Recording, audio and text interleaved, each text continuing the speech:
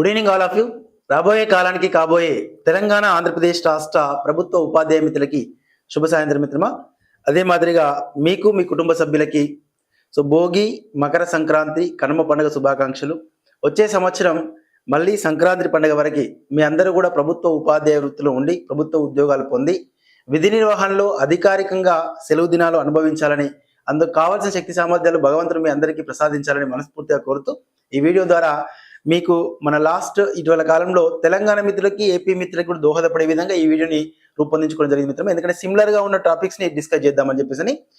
తెలంగాణలో జనవరి 12th రోజు వచ్చినటువంటి టెట్ ప్రశ్నలు ఏవైతే ఉన్నాయో అది మార్నింగ్ సెషన్, ఆఫ్టర్నూన్ సెషన్ లో వచ్చిన ప్రశ్నల్లో కొన్ని రెండు రాష్ట్రాల అభ్యర్థులకు ఉపయుక్తమయ్యే విధంగా కొంత ఏరియాస్ ని పరిగణలో తీసుకున్నాం. వాటిపైన సమగ్ర విశ్లేషణ చేసే ప్రయత్నం చేద్దాం. అదే తరహాలోనే డిఎస్సి ప్రిపరేషన్ లో మనం తీసుకోవాల్సిన కొన్ని జాగ్రత్తలు, గత ప్రీవియస్ డిఎస్సికి అడిగినటువంటి ప్రశ్నల యొక్క విధానం, ఇప్పుడు వస్తున్నటువంటి టెట్ యొక్క పరీక్షా విధానాన్ని, ప్రశ్నల యొక్క సరళిని పరిగణలో తీసుకుంటే డిఎస్సి ప్రిపరేషన్ లో మూస ధోరణితో కాకుండా ఒక ప్రణాళికబద్ధంగా ప్రిపేర్ అయ్యే విధానం గురించి కూడా డిస్కస్ చేసే ప్రయత్నం చేద్దాం.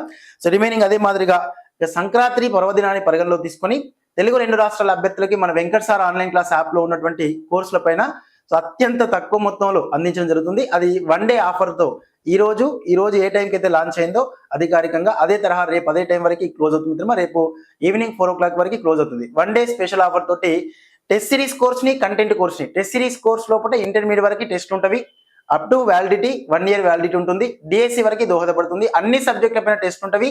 సోషల్ కంటెంట్ టెస్ట్ కి వీడియో ఎక్స్ప్లెనేషన్ కూడా ఉంటుంది. అలాంటి కోర్స్ ని కేవలం 599 రూపీస్ అందించడం జరుగుతుంది. అదే మాదిరిగా కంటెంట్ కోర్స్ లోపల history, civics, economy, geography, intermediate వరకు live and record classes perfection తోటి. ఇక సోషల్ కంటెంట్ లో కూడా 80% కూడా తెలంగాణలో అయితే 88, ఏపీలో అయితే పర్టికులర్ 80 ప్రశ్నలు ఎక్కడ మిస్ కాకుండా మీ ముందు తీసుకురావడం కోసం దోహదపడుతుంది మిత్రమా.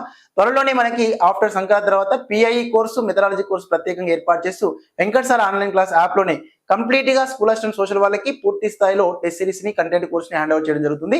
ఇక డిఎస్సి స్కూల్ అసిస్టెంట్ సోషల్ అంటే Venkat sir online class app వేదిక అనేది పర్టికులర్ గా ఉంటుందన్న నేపథ్యంతో మీకు ఆ సార్ వాళ్ళ ద్వారా కూడా మీ పూర్తి స్థాయి కోర్సును అందుబాటులో తీసుకోవడం జరుగుతుంది. ఎస్జిటి వాళ్ళకి సోషల్ టెస్ట్ సిరీస్, సోషల్ తో పాటుగా మిగతా సైన్స్, మ్యాథ్స్ సంబంధించిన టెస్ట్ సిరీస్ ని తెలుగు, ఇంగ్లీషు, అదే మాదిరిగా పిఐఈ టెస్ట్ సిరీస్ తో పాటు సోషల్ కంటెంట్ వీడియో క్లాసెస్ కూడా ఒకే కోర్స్ రూపంలో అందించడం జరుగుతుంది. సోషల్ కొంచెం ఎక్కువ మొత్తంలో మాకు అందించండి సార్ అని చెప్పడం వల్ల వాళ్ళకు కూడా ఏర్పాటు చేయడం జరుగుతుంది మిత్రమా. ఈ యొక్క కోర్సులు అన్నిటి కూడా ఈ రోజు అయితే కంప్లీట్ గా ఎస్జిటి వాళ్ళకి కోర్సు రేపు మార్నింగ్ టైంలో మీకు అప్లోడ్ అవుతుంది, పబ్లిష్ అవుతుంది. ఈ రోజు ఉన్నటువంటి కోర్సుల పైన ప్రత్యేకమైన ఆఫర్ ఉంది. ప్లే స్టోర్కి వెళ్ళి Venkat sir online class app download చేసుకోండి. యాప్ లో ఉన్న కోర్సు రిసీవ్ చేసుకోండి మిత్రమా. సుమారుగా 2 కోర్సుల దృష్ట్యా ఇంతవరకు చూసినట్టయితే కంప్లీట్ ఒక 2000 to 3000 వరకు డిస్కౌంట్ అనేది వర్తిస్తుంది. 2 to 3000 డిస్కౌంట్ వర్తిస్తుంది మిత్రమా. ఇది గమనించే ప్రయత్నం చేయండి. ఓకేనా, రైట్ సార్? ఎస్, ఇక గమనించే ప్రయత్నం చేద్దాం మిత్రమా. Yes, clear sir. Yes, Satish గారు, హౌ ఆర్ యూ? ఎలా ఉన్నారు సార్? లైవ్ లో ఉన్న మిత్రులందరికీ కూడా మరొకసారి సంక్రాంతి పండుగ శుభాకాంక్షలు తెలుపుతూ ఈ రోజు ఏ టైం అయినా కొంచెం వీడియో మాత్రం చివరి దాకా ఉండే ప్రయత్నం చేయండి. కొంచెం మీకు అనుకూలంగా రెండు రాష్ట్రాల అభ్యర్థులకు ఉపయుక్తం కావాలని సమగ్ర విశ్లేషణ అందించిన నేపథ్యంతో కొంత మన గతంలో రేపు రాబోతున్న డిఎస్సి కోసం దోహదపడే కోసం ఏర్పాటు చేస్తున్న టెక్స్ట్ బుక్ సంబంధించిన పీడిఎఫ్ లను కూడా ముందు తీసుకురావడం జరిగింది. రైట్ మిత్రమా? ఎస్, ఇంటర్మీడియట్ అకాడమీ బుక్స్ మిత్రమా ప్రభాకర్ సార్ పంపించాను మన వాట్సాప్ గ్రూప్ లో. మీకు ఆల్రెడీ ఈ రోజు ఇంటర్మీడియట్ టెస్ట్ కూడా అప్లోడ్ అయింది. ఈ రోజు నుంచి ఇంటర్మీడియట్ షెడ్యూల్ ప్రారంభమైంది మిత్రమా. తెలంగాణ మిత్రులకు, ఏపీ మిత్రులకు కూడా మనకు వాళ్ళ యొక్క పండుగ సందర్భంగా కొంతవరకు బ్రేక్ ఇచ్చాం. మళ్ళీ 16th నుంచి మళ్ళీ స్టార్ట్ అవుతుంది. Right sir? ఎస్, ఇది గమనించే ప్రయత్నం మిత్రమా. ఎనీవే వాని ఒకసారి గమనించి మనం ఇచ్చిన ప్రశ్న పత్రాల దృష్ట్యా మిత్రుల ద్వారా సేకరించిన సమాచారాన్ని పరిగణలో తీసుకొని వాని యొక్క సమాచారం దృష్ట్యా గమనిస్తే ఇక్కడ భారతదేశానికి సంబంధించినటువంటి కొన్ని పటాన్ని ఒకసారి గమనించినట్టు మిత్రమా. క్లియర్ గా కనిపిస్తుందా? రైట్ సార్, కొంచెం విజువలైజేషన్ తీసుకోవాలా. పటం కనిపిస్తుందా మిత్రమా క్లారిటీగా? రైట్ సార్, ఎస్, జూమ్ అయినా తీసుకోవాలా. పటం క్లారిటీగా కనిపిస్తుందా? రైట్ సార్, ఎస్, క్లియరా? రైట్ సార్, ఒకసారి గమనించండి సార్. ప్రశ్న ఏంటయ్యా అంటే, అయ్యా భారతదేశానికి వాయువ్య ఉత్తర దిశలో ఉన్న పొరుగు దేశాలు ఏవి అని. ఇక్కడ మన భారతదేశం చుట్టూ ఉన్నటువంటి పొరుగు దేశాలను ఒకసారి గమనించినట్లయితే భారతదేశం చుట్టూ ఉన్న పొరుగు దేశాల్లో పాకిస్తాన్, దాంతో పాటుగా చైనా, ఇక్కడ ఆఫ్ఘనిస్తాన్ దేశం, ఈ ప్రాంతంలో ఉన్న ఆఫ్ఘనిస్తాన్, చైనా, అదే మాదిరిగా నేపాల్, భూటాన్, మయన్మార్, బంగ్లాదేశ్, ఇవి భూ సరిహద్దుని కలిగి ఉన్నటువంటి ప్రధానమైనటువంటి పొరుగు దేశాలు 7. భారతదేశంతో ఈ 7 దేశాలు కలిపి సుమారుగా 15,106.7 కిలోమీటర్ల పొడవుతో ఫ్యాంటీరియర్ లెంత్ అంతర్జాతీయ సరిహద్దును పంచుకుంటున్నవి. ఇక్కడ భారతదేశం చుట్టూన్న ఈ పొరుగు దేశాలలో ముఖ్యంగా భారత ఉపఖండపు దేశాలుగా పరిగణించబడుతున్నవి. అంటే ఏదైనా ఒక విశాలవంతమైన భూభాగాన్ని ఖండము అనే పేరుతో ప్రతిపాదిస్తాం. ఖండము అంటే ఒక నిర్దిష్టమైన సరిహద్దులను కలిగి ఉండి విశాలవంతమైన భూభాగమైనట్లయితే దాన్ని ఖండం అని పేర్కొంటాం. నిర్దిష్టమైన సరిహద్దులను కలిగి లేకుండా విశాలవంతంగా ఉన్నటువంటి భూస్వరూపాలని భూభాగాలని అఖండ భూభాగము అంటాం. సో అఖండ భారతదేశాన్ని ఏకతాటి మీద తీసుకొచ్చి పరిపాలించిన రాజు భరత వంశానికి చెందిన భరతుడు అనే పేరుతోటే మన భారతదేశానికి భరత వర్షం అని పురాణాలలో తెలియపరచబడ్డదని మనకు అంతో ఇంతో మన టెక్స్ట్ బుక్ ఆధారంగా చదువుకుంటా ఉంటాం. Right sir. అలా అఖండ అంటే సరిహద్దులు నిర్దిష్టంగా గుర్తించలేనివి. సో ఏదైతే సరిహద్దులు నిర్దిష్టంగా గుర్తించబడి విశాలవంతమైన భూభాగాలు ఉన్నాయి వాటి ఖండము అని పేర్కొంటాం. అలాంటి ఖండానికి ఉండవలసినటువంటి సాంఘిక, భౌగోళిక, భౌతిక అన్ని ధర్మాలు, సాంస్కృతిక ధర్మాలు, భౌగోళిక, సాంఘిక, సాంస్కృతిక ధర్మాలు కలిగి ఉండడం వల్ల ఒక ఖండాన్ని ఖండంలో అంతర్భాగమై ఉండడం వల్ల ఉపఖండం అనే పేరుతో పిలుస్తాం. ఆసియా అనే ఖండంలో ఉండి విశాలవంతమైన భూభాగమై ఉండి ఒక ఖండానికి ఉండవలసిన సాంఘిక ధర్మాలు, సాంస్కృతిక ధర్మాలు, భౌతిక ధర్మాలు అనేవి మన భారతదేశ భూభాగంలో విస్తరించున్నాయి. సో ఒక ఖండానికి ఉండవలసిన ధర్మాలలో ముఖ్యంగా ఖండానికి ఉన్న భౌతిక ధర్మాల్లో వివిధ రకాల నేలలు ఉండాలి, వివిధ రకాల భూస్వరూపాలు విస్తరించి ఉండాలి, వివిధ రకాల శీతోష్ణులు వర్ధిల్లాలి, వివిధ రకాల సంస్కృతి సాంప్రదాయాలు, ఆచార వ్యవహారాలు, ఆహారపు అలవాట్లు ఇవన్నీ విభిన్న రకాలుగా విస్తరించి ఉండాలి. అలా మన భారతదేశంలో అనేక రకాల భూస్వరూపాలు ఉన్నాయి. పర్వతాలు, పీఠభూములు, మైదానాలు, తీర ప్రాంతాలు, ఎడారులు. భారతదేశంలో అనేక రకాల శీతోష్ణులు ఉన్నాయి. ఖండాంతర్గత శీతోష్ణ స్థితి, సముద్ర సామీప్య శీతోష్ణ స్థితి, ఋతుపవన ఆధారిత శీతోష్ణి. భారతదేశంలో అనేక రకాల భాషలు మాట్లాడుతున్నారు. సుమారు 1652 భాషలు. భారతదేశ భూభాగంలో అనేక రకాల మతాల వారు నివసిస్తున్నారు. దేశంలో అనేక రకాల సంస్కృతి సాంప్రదాయాలు, ఆచార వ్యవహారాలు ఉన్నాయి. కాబట్టి భారతదేశంలో ఒక ఖండానికి ఉండవలసిన ధర్మాల దృష్ట్యా ఖండ భూభాగం అని పేర్కొన్నాం. కానీ ఆసియా అనే ఖండంలో అంతర్భాగమైంది కాబట్టి దీన్ని ఉపఖండము అన్నాం, సబ్ కాంటినెంట్ అని పేర్కొన్నాం. ఈ భారత ఉపఖండంలో ఉన్నటువంటి సాంఘిక, భౌతిక, సాంస్కృతిక ధర్మాలని పొరుగున ఉన్న ఏ దేశాల వల్ల అయితే అవలంబిస్తున్నారో వాటిని కలుపుకొని భారత ఉపఖండపు దేశాలని పేర్కొన్నాం. ఈ భారత ఉపఖండపు దేశాలలో మన భారతదేశంతో పాటుగా పక్కనున్నటువంటి పాకిస్తాన్, నేపాల్, భూటాన్, బంగ్లాదేశ్, శ్రీలంక, మాల్దీవులను కలుపుకొని ప్రధానంగా మనం భారత ఉపఖండపు దేశాలు ఉన్నాం. ఇక్కడ మాల్దీవులు అనేది కూడా భారత ఉపఖండపు దేశంలో ఒక ప్రత్యేక ప్రాంతంగా పేర్కొనొచ్చు. Right sir. ఇలా ఉన్నటువంటి యొక్క భారత ఉపఖండపు దేశాలతో పాటు భారతదేశానికి పశ్చిమ వాయువ్య దిశలో పాకిస్తాన్ దేశంతో పాటు ఆఫ్ఘనిస్తాన్, తజికిస్తాన్, తుర్కిస్తాన్ అనే ప్రాంతాలు ఉన్నాయి. తజికిస్తాన్, ఆఫ్ఘనిస్తాన్, తుర్కిస్తాన్, పాకిస్తాన్ అనే ప్రాంతాలు ఉన్నాయి. Right sir. మధ్య ఆసియా ప్రాంతానికి చెందిన దేశాలలో మన భారతదేశానికి దగ్గరగా ఉన్నటువంటి అతి సమీపాన ఉన్నటువంటి మధ్య ఆసియా దేశం ఏదే అంటే తజికిస్తాన్ దేశంగా పేర్కొనొచ్చు. అలా భారతదేశానికి వాయువ్య దిశలో ఉన్న పొరుగు దేశాల్లో పాకిస్తాన్, ఆఫ్ఘనిస్తాన్, తజికిస్తాన్, తుర్కిస్తాన్ అనేవి వాయువ్య దిశలో ఉన్న పొరుగు దేశాలు. నిన్న టెట్ లో అడిగినటువంటి ప్రశ్నకి సమాధానం ఇదే అన్నమాట. Right sir.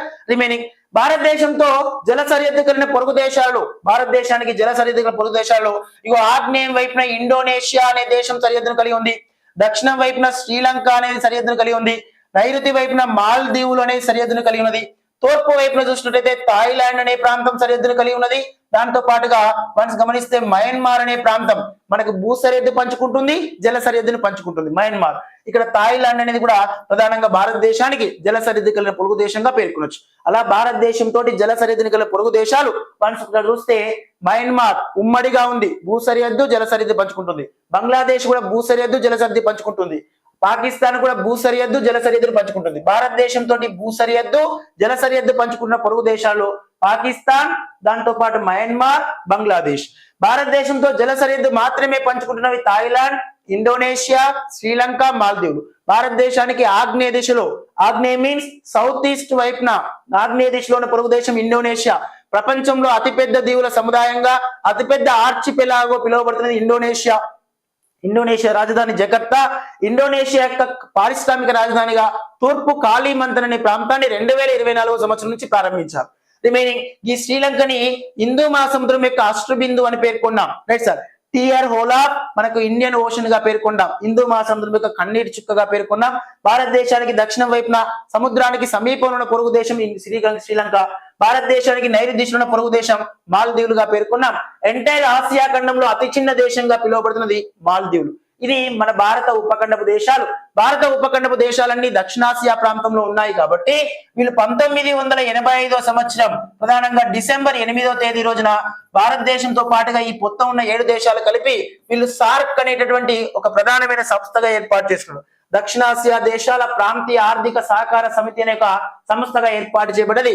అలా south Asian for అసోసియేషనల్ regional cooperation అనే ఈ సార్క్ అనేటువంటి ఒక సంస్థ ఏర్పడ్డది. దీనిలో 2007 సంవత్సరం ఏప్రిల్ 8వ తేదీన మనకు ఆఫ్ఘనిస్తాన్ దేశం కూడా నేను కూడా మీలో కలుస్తా అని మనలో కలవడం వల్ల ఈ రోజు 8 సభ్య దేశాలుగా మారాయి. అలా సార్క్ లో ఉన్న దేశాల దృష్ట్యా భారతదేశంతో పాటుగా పశ్చిమ వాయువ్య దిశలో ఉన్న పొరుగు దేశాల్లో పాకిస్తాన్, ఆఫ్ఘనిస్తాన్, తజికిస్తాన్, తుర్కిస్తాన్ అనేవి పశ్చిమ వాయువ్య దిశలో ఉన్న పొరుగు దేశాలకి ఉదాహరణగా పేర్కొనడం జరుగుతుంది. రైట్ మిత్రమా, దాంతో పాటు భారతదేశం మధ్య భాగంగా ఉండబోతున్నటువంటి కర్కాటక రేఖ గురించి అడిగాడు. లాస్ట్ వీడియో చేసాం మనం, ఎగ్జామ్ కి ముందు రోజు వీడియో చేసాం, దానిలో నుంచి ప్రశ్న రావడం జరిగింది. రైట్ మిత్రమా, అది ఒకసారి గమనిస్తే జస్ట్ కొంచెం లైవ్ లో ఉన్న వాళ్ళు లైక్ చేసే ప్రయత్నం చేయండి. ప్లే స్టోర్కి వెళ్ళి యాప్ డౌన్లోడ్ చేసుకోండి. ఈ ఒక్క రోజే ఆఫర్ ఉంటుంది. యాప్ లో ఉన్న ప్రతి కోర్స్ కూడా మీకు అత్యంత అనుకూలంగా అత్యంత ప్రామాణికంగా ఉంటుంది మిత్రమా.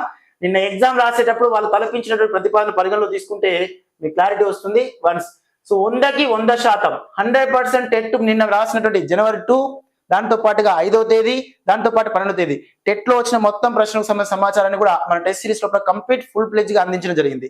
రేపు డిఎస్సిని మొత్తం కూడా అన్ని జిల్లాల దృష్ట్యా క్లీన్ స్వీప్ చేయాలి. అదే నేపథ్యంతో ఈ రోజు కోర్స్ కూడా ప్రైస్ తగ్గించి అందరినీ రిఫర్ చేసుకోవాలని నేపథ్యంతో ఏర్పాటు చేసాం. ఎక్కువ రిజల్ట్ తీసుకురావాలి, ఎక్కువ గుర్తింపు పొందాలని.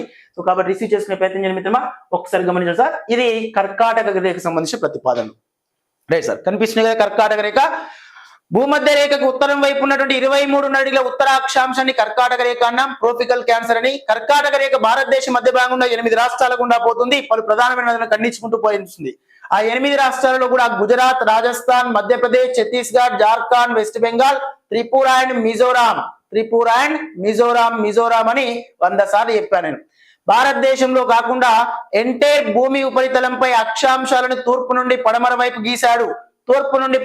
గీశాడు కాబట్టి భారతదేశంలో కూడా మొట్టమొదటిగా తూర్పు నుంచి భారతదేశంలోకి కర్కాటక రేఖ ఏ రాష్ట్రం గుండా ప్రయాణిస్తుంది అంటే మిజోరాం రాష్ట్రం గుండా ప్రయాణిస్తుంది అని. రైట్ సార్, అలా పశ్చిమ నుంచి తూర్పు వైపుకి అయితే గుజరాత్, రాజస్థాన్, మధ్యప్రదేశ్, ఛత్తీస్గఢ్, జార్ఖండ్, వెస్ట్ బెంగాల్, త్రిపుర అండ్ మిజోరాం అని. అట్నుంచి ఇటువైపు అయితే ప్రధానంగా మిజోరాం, త్రిపుర, వెస్ట్ బెంగాల్, జార్ఖండ్, మధ్యప్రదేశ్, ఛత్తీస్గఢ్, దాంతో పాటు రాజస్థాన్, గుజరాత్ అని ఇలా వరుస క్రమంలో మనం డిస్కస్ చేసాం. క్లాస్ లో కూడా డిస్కస్ చేసాం. రైట్ సార్, దీనికి సంబంధించిన కోడ్ కూడా ప్రస్తావన చేసాం. బిఫోర్ ఎగ్జామ్ కు ముందు రోజు ఒక కోడ్ గుర్తు పెట్టుకున్నాం మిత్రమా, మా గుజరాతీ పంచమి అని. ఏమన్నా సార్, మా గుజరాతీ పంచమి అనేటటువంటి ఒక కోడ్ గుర్తు పెట్టుకోండి అయ్యా అని. రైట్ సార్, ఇక్కడ మా అంటే మధ్యప్రదేశ్ అని, గు అంటే గుజరాత్ అని, జా అంటే జార్ఖండ్, రిమైనింగ్ రా అంటే రాజస్థాన్, త్రి అంటే త్రిపుర, పా అంటే పశ్చిమ బెంగాల్, చా అంటే ఛత్తీస్గఢ్, మీ అంటే మిజోరాం. రైట్ సార్, ఇగో మిజోరాం వేరు, మేఘాలయ వేరు. రైట్ సార్, మేఘాలయ అంటే భారతదేశంలో అత్యధిక వర్షపాతం నమోదయ్యే ప్రాంతం మేఘాలయ. భారతదేశంలోకి మొట్టమొదటిగా కర్కట రేఖ ప్రయాణించే రాష్ట్రం మిజోరాం. దేశంలో కేరళ రాష్ట్రం తర్వాత అత్యధిక అక్షరాస్యత శాతాన్ని కలిగి ఉన్నది మిజోరాం రాష్ట్రమే. మిజోరాం రాష్ట్రంలో స్థానిక కొండలని మిజో కొండలు అనే పేరుతో ప్రతిపాదించాం. మిజోరాం రాష్ట్రంలో ఉన్న ఐజ్వాల్ అనే ప్రాంతం దేశంలో 2013 అక్షరాస్యత దినోత్సవం పురస్కరించుకొని దేశంలో 100% అక్షరాస్యత సాధించిన జిల్లాగా ఐజ్వాల్ గుర్తింపు పొందని నాడు వాళ్ళు ఉన్నటువంటి కేంద్ర ప్రభుత్వం నిర్ధారించడం జరిగింది. రైట్ సార్, ఇక్కడ గమనించాలి మిత్రమా, భారతదేశం మధ్య భాగం గుండా కర్కాటక రేఖ 8 రాష్ట్రాల గుండా పోతుంది. ఆ 8 రాష్ట్రాలు ఏమున్నాయో ఒకసారి గమనిస్తే ఇక ఇక్కడ చూస్తున్నారు కదా, 8 రాష్ట్రాలలో ఒకటి ప్రధానంగా గుజరాత్ రాష్ట్రం, రాజస్థాన్ రాష్ట్రం, మధ్యప్రదేశ్, ఛత్తీస్గఢ్, జార్ఖండ్, పశ్చిమ బెంగాల్, త్రిపుర, మిజోరాం. వీటికి సంబంధించి మళ్ళీ టెట్ లో క్వశ్చన్లు వచ్చినవి. రైట్ సార్, అవి ఏమో చూద్దాం ఒకసారి. ఒక్కసారి గమనించండి మిత్రమా, వీటిని ఎందుకు తీసుకున్నామంటే మీకు కొంచెం వివరంగా డిస్కస్ చేయాలనే నేపథ్యంతో తీసుకోవడం జరిగింది మిత్రమా. అందులో ఒకసారి 1 by 1 చూసే ప్రయత్నం చేద్దాం. జస్ట్ ఇబ్బంది అయితే ఏం లేదు కదా. రైట్ సార్, ఏముండదు సార్, పండుగ ఉన్నారా, పండుగ పబ్బాలతోటి, కనుమ పండుగతోటి చెప్పాను కదా సార్. డిఎస్సి రిజల్ట్ వచ్చిన రోజు 1:1 జాబితాలో మీ పేరు ఉన్న రోజు, ఆ రోజు మీకు పండుగ, సంక్రాంతి పండుగ కానీ, దసరా పండుగ కానీ, బతుకమ్మ పండుగ కానీ ఆ రోజే. ఇక అప్పటిదాకా ఏ పండుగలు లేవు, ఒకటే పండుగ, పుస్తకము, మనకే పండుగలు. ఇక అంతకు మించి వేరే ఒపీనియన్ లేదు. ఓకేనా? రైట్ సార్, ఎస్, క్లియర్ కదా. రైట్ మిత్రమా, తప్పుగా అనొద్దు. కొంచెం లైవ్ లో ఉన్న వాళ్ళు ఒక లైక్ చేసుకుంటూ కింద మీ అభిప్రాయాన్ని వ్యక్తపరుస్తూ స్పీడ్ అవుతుందా స్లో అవుతుందా చెప్పుకుంటే దాన్ని బట్టి మనం ముందుకెళ్దాం. ఇంకా యాప్ లో రేపు ఎర్లీ మార్నింగ్ మిగతా రిమైనింగ్ టాపిక్స్ కూడా డిస్కస్ చేద్దాం. పర్టికులర్ గా పండుగలతో పబ్బాలతో సంబంధం లేకుండా 4 o'clock to 6 o'clock టెస్ట్ విశ్లేషణ ఉంటుంది. ఈ రోజు సివిక్స్ విశ్లేషణ ఎట్లయితే చేసామో మిగతా సబ్జెక్టులు అన్ని విశ్లేషణ ఉంటుంది. ఆ కోర్స్ 599 కి మీకు అందుబాటులో ఉంది. దాంతో పాటు కంటెంట్ కోర్స్ అయితే 699 కి అందుబాటులో ఉంది. తక్కువ మొత్తంలో ఎక్కువగా 1 year వ్యాలిడిటీ ఉంటుంది మిత్రమా. అందరూ ఉపయుక్తం చేసుకునే ప్రయత్నం చేయండి. మీకు తెలిసిన ఫ్రెండ్స్ కూడా చెప్పే ప్రయత్నం చేయండి. ఓకేనా right sir? Yes right Srinivas Goud తప్పకుండా మిత్రమా, చదివేంత సత్తా కూర్చునేంత ఓపిక మన ఒంట్లో ఉంటే తప్పకుండా సర్వీస్ రాకుండా పైన భగవంతుడు రాపలేడు. అది ఫస్ట్ పేజ్ లో రాసుకోండి. 100% నిజం మిత్రమా. ఎస్ డైలీ లైవ్ క్లాస్ ఉంటుంది మిత్రమా. 699 లో డైలీ లైవ్ క్లాస్ ఉంటుంది. ఆల్రెడీ ఇప్పటి వరకు చేసిన క్లాసులు రికార్డ్ అయినవి, తర్వాత రాయబోయేది చేయబోయేది అన్ని కూడా మీకు లైవ్ నోటిఫికేషన్ వస్తుంది. లైవ్ క్లాస్ ఉంటుంది. Live and record classes, old videos కావు, new. Yes sir Janardhan sir right sir? Yes ఒకసారి గమనించండి మిత్రమా, ఇక్కడ గుజరాత్ రాష్ట్రం గురించి ఒకసారి ప్రస్తావన చేద్దాం సార్. గుజరాత్ రాష్ట్రం అనగానే భారతదేశానికి పశ్చిమ వైపున చిట్టచేరు ప్రాంతం రాణా ఆఫ్ కచ్ అనే ప్రాంతం ఈ గుజరాత్ రాష్ట్రంలోనే విస్తరించినది. నిన్న టెట్ లో అడిగిన ప్రశ్న నిమిత్తం గుజరాత్ రాష్ట్రం గుండా ప్రధానంగా ప్రయాణించేటున్నది నర్మదా నది. ఇగో ఈ నర్మదా నది పైన ప్రధానంగా మనకి నర్మదా బచావో అనే నినాదంతో సర్దార్ సరోవర్ ప్రాజెక్టు వ్యతిరేకంగా ఒక ఉద్యమం జరిగింది, సామాజిక ఉద్యమం. రిమైనింగ్ భారతదేశాన్ని రెండుగా విభజించే నది నర్మదా నది. గుజరాత్ రాష్ట్రంలోని కంబట్ సింధు శాఖ వద్దనే బంగాళాఖాతం అరేబియా సముద్రంలో సంకలనం చెందుతుంది. మధ్యప్రదేశ్ రాష్ట్రంలో జన్మించిన నర్మదా నది మధ్యప్రదేశ్ రాష్ట్రం గుండా పశ్చిమ వైపు ప్రయాణిస్తూ గుజరాత్ రాష్ట్రం వద్ద ఉన్న కంబట్ సింధు శాఖ అనే ప్రాంతం వద్ద మనకు అరేబియా సముద్రంలో కలుస్తుంది.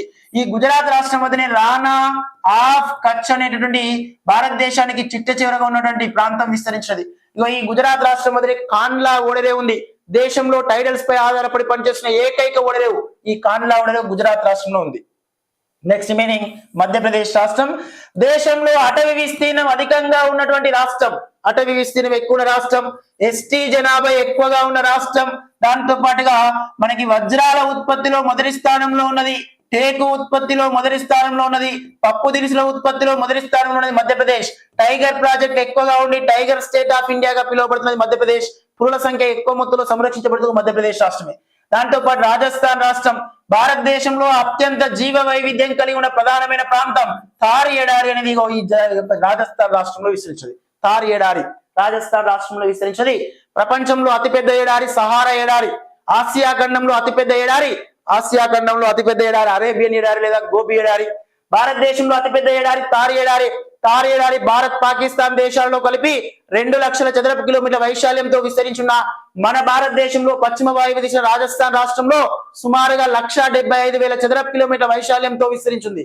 అలా విస్తరించిన థార్ ఎడారి ప్రాంతంలో సుమారుగా 10 సెంటీమీటర్ల నుంచి 15 సెంటీమీటర్ల మధ్య వార్షిక వర్షపాతం అవుతుంది. 100 నుంచి 150 మిల్లీమీటర్ల మధ్య వార్షిక వర్షపాతం అవుతుంది. దేశానికి పశ్చిమ వాయువ్య దిశలో ఉన్న ఆరావళి పర్వతాల వల్ల ఆరావళి పర్వతాలకు అవతల వైపున ప్రాంతం ఏదైతుందో ఆ ప్రాంతం గరిష్ట ఉష్ణోగ్రత కనిష్ట వర్షపాతం వల్ల నేలలో ఉన్న పోషక విలువలు నత్రజని, ఫాస్ఫరస్, పొటాషియం నిర్వీర్యమై సిలికాన్ ఆక్సైడ్ ఎక్కువ మొత్తంలో పెరిగి అవి ఇసుక నేలలుగా మారాయి. అలా విశాలవంతమైన ఇసుక నేలని ఎర్గ్ నేలలన్నాం.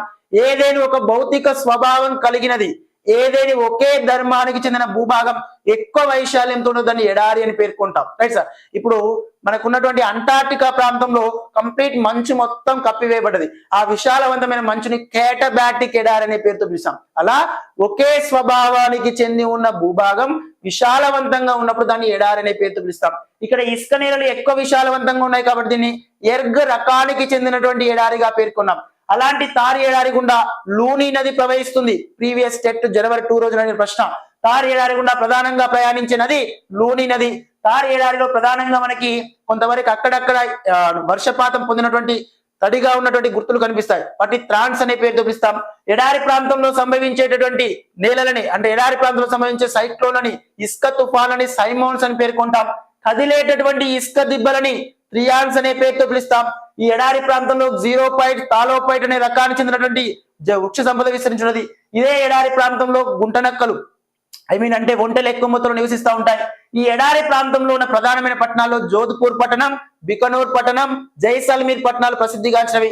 భారతదేశంలో అత్యంత పొడి ప్రాంతం జైసల్మీర్. భారతదేశంలో తిను భాండాగారాలకు ప్రసిద్ధిగాంచినది ప్రధానంగా మనకు బికనూర్ ప్రాంతంగా పేర్కొనవచ్చు. గొర్రెల ఉనికి కూడా ప్రసిద్ధిగాంచినది. దాంతో పాటుగా సన్ సిటీ ఆఫ్ ఇండియాగా ప్రసిద్ధిగాంచిన ప్రాంతం జోధ్పూర్ పట్టణం. ఈ థార్ ఎడారి ప్రాంతం రాజస్థాన్ రాష్ట్రంలో విస్తరించినవి. ఈ థార్ ఎడారిలోనే వాయువ్య దిశ గుండా అవతల వైపు చూస్తేనేమో రాజస్థాన్ రాష్ట్రంలో ఆరావళి పర్వతాలకు అవతల వైపున థార్ ఎడారి విస్తరించినది రాజస్థాన్ రాష్ట్రంలో. భారతదేశంలో అతిపెద్ద ఎడారి థార్ ఎడారిగా పేర్కొనడం జరుగుతుంది. Right sir? ఇక్కడ ఆరావళి పర్వతాల్లో అత్యంత ఎత్తైన పర్వత శిఖరం గురు శిఖరం. గురు శిఖరానికి సమీపంలోనే మౌంట్ ఆబు అనే వేసవిడి కేంద్రం ఉంటది. మౌంట్ ఆబు అనే వేసవిడి కేంద్రంలోనే జైన మతానికి చెందిన దిల్వారా దేవాలయం ఉంది. మా యొక్క జైన మతం యొక్క పవిత్ర గ్రంథాలు త్రిరత్నాలు లేదా అంగాలు అనే పేరుతో పిలవడం జరుగుతుంది. ఈ గురు శిఖరానికి సమీపంలో ఉన్న మౌంట్ ఆబోన్ వేసవి కేంద్రం, దానికి సమీపంలో రెండో అత్యంత ఎత్తైన పర్వత శిఖరం గౌరీ శంకర్ విస్తరించినది. ఈ ఆరావళి పర్వతాల్లో జన్మించి పశ్చిమ వైపు ప్రవహిస్తూ ఇక్కడ గుజరాత్ రాష్ట్రంలోని కంబట్ సింధు శాఖ వద్ద అరేబియా సముద్రంలో కలిసే ప్రధాన నది సబరమతి నది. సబరమతి నదిని పూర్వకాలంలో డిఎస్సిలో అడిగిన ప్రశ్న గిరి కర్ణిక అనే పేరుతో పిలుస్తాం సబరమతి నదిని. Right sir. సబరమతి నది ఒడ్డున ఉన్న ముఖ్య పట్టణాలు అహ్మదాబాద్, గాంధీనగర్ పట్టణాలు ఉన్నాయి. అహ్మదాబాద్ పట్టణం మొన్న జనవరి 5వ తేదీన అడిగిన ప్రశ్న. భారతదేశంలో టెక్స్టైల్ ఇండస్ట్రీస్ అధికంగా ఉన్న ప్రాంతం అహ్మదాబాద్. ప్రపంచంలోని ఇంగ్లాండ్ దేశంలో ఉన్న మాంచెస్టర్ అనే ప్రాంతంలో కూడా ఎక్కువగా టెక్స్టైల్స్ ఇండస్ట్రీస్ ఉండడం వల్ల అక్కడ మాంచెస్టర్ అనే ప్రాంతంతో మన భారతదేశంలో అహ్మదాబాద్ పట్టణాన్ని పోల్చుకొని మాంచెస్టర్ ఆఫ్ ఇండియాగా ప్రసిద్ధిగాంచిన ప్రాంతమే అహ్మదాబాద్ నగరంగా పేర్కొన్నాం. మాంచెస్టర్ ఆఫ్ ఇండియా అంటే Ahmedabad, Manchester of south India అంటే Coimbatore Tamil Nadu, Manchester of north India అంటే కాన్పూర్ మన యొక్క ఉత్తరప్రదేశ్ రాష్ట్రంలో పేర్కొన్నాం. ఇటీవల వార్తల్లో నిలుస్తున్న ఉత్తరప్రదేశ్ రాష్ట్రంలోని గంగా ప్లస్ యమునా ప్లస్ సరస్వతి నది యొక్క సంకలనాన్ని త్రివేణి సంగమం అలహాబాద్ అన్నాం. అలహాబాద్ ప్రాంతాన్ని అధికారికంగా ప్రభుత్వం ప్రయాగ్రాజ్ అనే పేరుతో పిలిచింది. ఈ ప్రాంతంలో మహా కుంభమేళ ఉత్సవాలు నిర్వహించబడుతున్నవి. Right sir. ఈ తరహాలోనే ఇక్కడ రాజస్థాన్ రాష్ట్రం తారేడార్ అనేది నిన్న అడిగిన ప్రశ్నలు భాగంగా మనం తెలుసుకోవచ్చు. రైట్ మిత్రమా, ఇస్ క్లియర్? నెక్స్ట్ మీనింగ్ అయ్యా విన్ని క్లియరా? నెక్స్ట్ ఒకసారి జార్ఖండ్ రాష్ట్రం. భారతదేశంలో ప్రధానంగా చోటా నాగపూర్ పీఠభూమి విస్తరించినది. ఏ పీఠభూమి ఉందయ్యా? చోటా నాగపూర్ పీఠభూమి. ఇగో ఛత్తీస్గఢ్ రాష్ట్రము, దాంతో పాటుగా జార్ఖండ్ రాష్ట్రం. ఛత్తీస్గఢ్, జార్ఖండ్, వెస్ట్ బెంగాల్. ఛత్తీస్గఢ్, జార్ఖండ్, వెస్ట్ బెంగాల్ రాష్ట్రాలలో విస్తరించిన ఈ ప్రాంతాన్ని చోటా నాగపూర్ పీఠభూమి అన్నాం. ద్వీపకల్ప పీఠభూమిలో తూర్పు వైపు వాలి ఉన్న ప్రాంతం చోటా నాగపూర్ పీఠభూమి. ఈ చోటా నాగపూర్ పీఠభూమి ఉన్న ఈ జార్ఖండ్ రాష్ట్రంలోనే నిన్న అడిగిన ప్రశ్న దృష్ట్యా గమనిస్తే భారతదేశంలో బొగ్గు నిలువలు ఎక్కువగా ఉన్న రాష్ట్రం జార్ఖండ్ రాష్ట్రమే. నిలువలు ఎక్కువగా ఉన్న రాష్ట్రం ఏదంటే బొగ్గు నిలువల్లో మొదటి స్థానం రాష్ట్రం జార్ఖండ్ రాష్ట్రంగా పేర్కొంటాం. బొగ్గు ఉత్పత్తిలో మొదటి స్థానం రాష్ట్రం ఛత్తీస్గఢ్ రాష్ట్రం అని పేర్కొంటాం. జియోలాజికల్ సర్వే ఆఫ్ ఇండియా ఇటీవల కాలంలో అధికారికంగా ప్రకటించింది ఒడిశా రాష్ట్రంలో ఎక్కువ మొత్తంలో ఉత్పత్తి పరంగా మొదటి స్థానంలో ఉందని. Right sir. ఆ తరహా బొగ్గు నిల్వలు ఎక్కువగా ఉన్న జార్ఖండ్ రాష్ట్రమే. ఈ జార్ఖండ్ రాష్ట్రంలో చోటా నాగపూర్ పీఠభూమిలో అనేక రకాల ఖనిజ నిక్షేపాలు ఉండడం వల్ల ఇక్కడ జార్ఖండ్ రాష్ట్రాన్ని స్టీల్ స్టేట్ ఆఫ్ ఇండియా అని పేర్కొన్నాం. 1907వ సంవత్సరంలో భారతదేశంలో మొట్టమొదటిగా Tata iron and steel company ఏర్పాటు చేశాం. టిస్కో అంటాం, Tata iron and steel company. ఇగో దీని ఆవిర్భావ క్రమంలో భాగంగా జంషెడ్పూర్ పట్టణం ఇక్కడ ఉన్న టాటా ఐరన్ అండ్ స్టీల్ కంపెనీకి సమీపంలో విస్తరించినది. జంషెడ్పూర్ పట్టణం సువర్ణరేఖ నదికి ఒడ్డున, సువర్ణరేఖ నది ఒడ్డున విస్తరించినది. ఈ జంషెడ్పూర్ అనేటటువంటి ప్రాంతంలోని టాటా ఐరన్ అండ్ స్టీల్ కంపెనీకి నీటిని అందించే నది సువర్ణరేఖ నదిగా పేర్కొనొచ్చు. ఈ ప్రాంతంలో జార్ఖండ్ అనేది స్టీల్ స్టేట్ ఆఫ్ ఇండియాగా పేర్కొన్నాం. జార్ఖండ్ రాష్ట్రం గుండా ప్రధానంగా దామోదర్ నది ప్రయాణిస్తున్నది. ఈ దామోదర్ నది పరివాహక ప్రాంతం గతంలో మాట్లాడుకున్నాం మనం. ఏమని? బెంగాల్ దుఃఖదాయినిగా పిలువబడుతున్నది దామోదర్ నది. దుఃఖదాయిని అంటే ఎక్కువ వరదలు వస్తున్నాయని అర్థం. వరదలు ఎక్కువ వస్తున్నాయి అంటే దాని సమీపంలో ఉన్న వృక్ష సంపద, జంతు సంపద భూమి లోపలికి కూరుకపోతుంది. భూమి లోపలికి కూరుకపోగా ఏర్పడినటువంటి వృక్ష జంతు సంపద భూమి ఉపరితలం నుంచి లోపలికి వెళ్తున్న కొలది ప్రతి 100 మీటర్లకి, ప్రతి 32 మీటర్లకి 1 డిగ్రీ సెల్సియస్ ఉష్ణోగ్రత పెరుగుతుంది. కాబట్టి లోపల పేరుకపోయినటువంటి వృక్ష జంతు సంపద సగం మాత్రమే దహన చర్యకు గురై మిగతా సగ భాగం ఈ రోజు తవ్వితీస్తున్న దామోదర్ నది పరివాహక ప్రాంతంలోని జురియా బొగ్గు గనులు. నెక్స్ట్ మహానది పరివాహక ప్రాంతం ఛత్తీస్గఢ్, ఒడిశా రాష్ట్రంలో కోర్బా, అదే మాదిరిగా తాల్చేర్ బొగ్గు గనులు. గోదావరి నది పరివాహక ప్రాంతంలో సింగరేణి బొగ్గు గనులు. ఈ అన్ని బొగ్గు నిక్షేపాలు ఎలా ఏర్పడ్డాయి అంటే నదీ పరివాహక ప్రాంతాల్లోనే ఏర్పడ్డవి. నదుల ద్వారా కొట్టుకొచ్చిన ఒన్ను మట్టి నిక్షేపాలు నిక్షిప్తం చేయడం వల్ల, వరద మైదానాలు ఏర్పడడం వల్ల సమీపంలో వృక్ష సంపద, జన సంపద భూమి లోపలి కూరుకుపోయి సగం మాత్రమే దహన చర్యకు గురై మిగతా సగ భాగం ఈ రోజు మనం తవ్వి తీస్తున్న హైడ్రోకార్బన్ల మిశ్రమంగా ఏర్పడ్డవి. Right sir. అందులో ఇప్పుడు కర్రని పూర్తిగా మండిస్తే మనకి ఏమొస్తుంది మిత్రమా? పూర్తిగా మండిస్తే యాష్ బూడిద వస్తుంది. సగం మాత్రమే మండిస్తే బొగ్గు వస్తుంది. ఆ బొగ్గును తిరిగి మళ్ళీ దహన చర్యకు గురి చేస్తే, మళ్ళీ మండిస్తే ఉష్ణ శక్తి ఉత్పన్నమవుతుంది. ఏ వనరులను అయితే దహన చర్యకు గురి చేసినప్పుడు ఉష్ణ శక్తి ఉత్పన్నమవుతుందో ఆ వనరులని హైడ్రోకార్బన్లుగా పేర్కొంటాం, వాటి శక్తి వనరులుగా పేర్కొంటాం. ఆ తరహా ఈ దామోదర్ నది పరివాహక ప్రాంతంలో జార్ఖండ్ రాష్ట్రంలో అనేక రకాల బొగ్గు నిల్వలు విస్తరించున్నాయి. సరే, అత్యధిక మొత్తంలో బొగ్గు నిల్వలు ఉన్నవి. అలా దేశంలో బొగ్గు నిల్వలు ఎక్కువగా ఉన్న రాష్ట్రం జార్ఖండ్ రాష్ట్రం. బొగ్గు ఉత్పత్తిలో గతంలో ఛత్తీస్గఢ్, నవీన్ ప్రజెంట్ ఇన్ ఒడిశా రాష్ట్రం అని పేర్కొనొచ్చు. Right sir. నేను ఇక్కడే వన్స్ గమనిస్తే పాఠ్యాంశం దృష్ట్యా మరొకసారి గమనిస్తే ఛత్తీస్గఢ్ రాష్ట్రం. నిన్న అడిగిన ప్రశ్న, ఛత్తీస్గఢ్ రాష్ట్రంలో జన్మించి ఒడిశా రాష్ట్రం గుండా ప్రయాణిస్తూ మనకి బంగాళాఖాతంలో కలిసే ప్రధానమైన నది మహానది అని పేర్కొన్నాం. ఏనదన్నా సార్? మహానది. 857 కిలోమీటర్ల పొడవుతో ప్రయాణిస్తూ ఛత్తీస్గఢ్ రాష్ట్రంలోని రాయగఢ్ జిల్లా షిహావా అనే ప్రాంతంలో జన్మించి సుమారు ఛత్తీస్గఢ్ ఒడిశా రాష్ట్రాల గుండా ప్రయాణిస్తూ ఒడిశా రాష్ట్రంలో ప్రధానంగా 5 పాయలుగా విడిపోతూ అందులో ఒడిశా రాష్ట్రం గుండా ప్రవహించే మహానది ఒడ్డున చిలకా సరస్సును ఏర్పరుస్తూ మహానదిపై హిరాకూడ్ ప్రాజెక్ట్ నిర్మించడం వల్ల అభివృద్ధి చెందిన చిలకా సరస్సులో రీడ్ అనే తాబేళ్ల సంరక్షణ కేంద్రాన్ని ఏర్పాటు చేశాం. ఈ విధంగా ప్రయాణించిన ఈ మహానది నవరోజ్ అనే ప్రాంతం వద్ద బంగాళాఖాతంలో కలుస్తుంది. దేశంలో టీ కప్పు మాదిరి ఆకారంలో డెల్టాని ఏర్పరిచే ప్రధానమైనది మహానది. Right sir.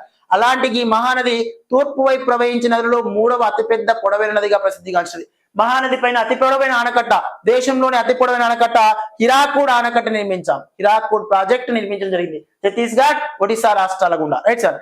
ఛత్తీస్గఢ్ రాష్ట్రంలో ప్రధానంగా ఖోర్బా బొగ్గు గనులు ఉన్నవి. ఒడిశా రాష్ట్రంలో తాల్చేర్ బొగ్గు గనులు విస్తరించాయి. ఈ ఒడిశా రాష్ట్రంలోనే ప్రధానంగా రూర్కేలా ఇనుముక్కు కర్మాగారం ఉంది. రూర్కేలా ఇనుముక్కు కర్మాగారానికి బ్రాహ్మణి నది ద్వారా నీరు అందుతుంది.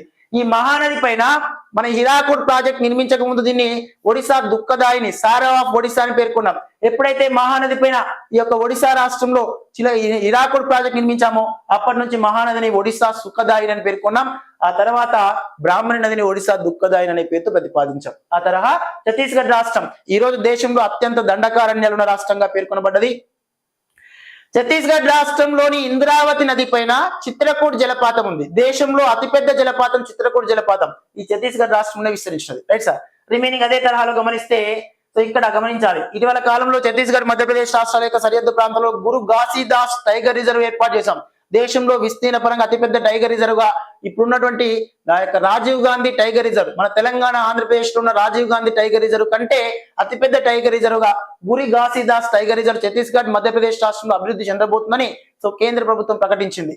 ఆ తరహాలోనే మనకి పశ్చిమ బెంగాల్ రాష్ట్రం గుండా గంగా నది ప్రధానంగా ప్రయాణిస్తూ మనకు పశ్చిమ బెంగాల్ రాష్ట్రంలోని పరక్కా బ్యారేజ్ దాటిన తర్వాత గంగా నది 2 పాయలుగా విడిపోతుంది. తూర్పు వైపు పోయే పాయనేమో ప్రధానంగా పద్మా నది అంటాం బంగ్లాదేశ్ లో, దక్షిణం వైపు పోయే పాయను హూగ్లీ నదిని పేర్కొంటాం.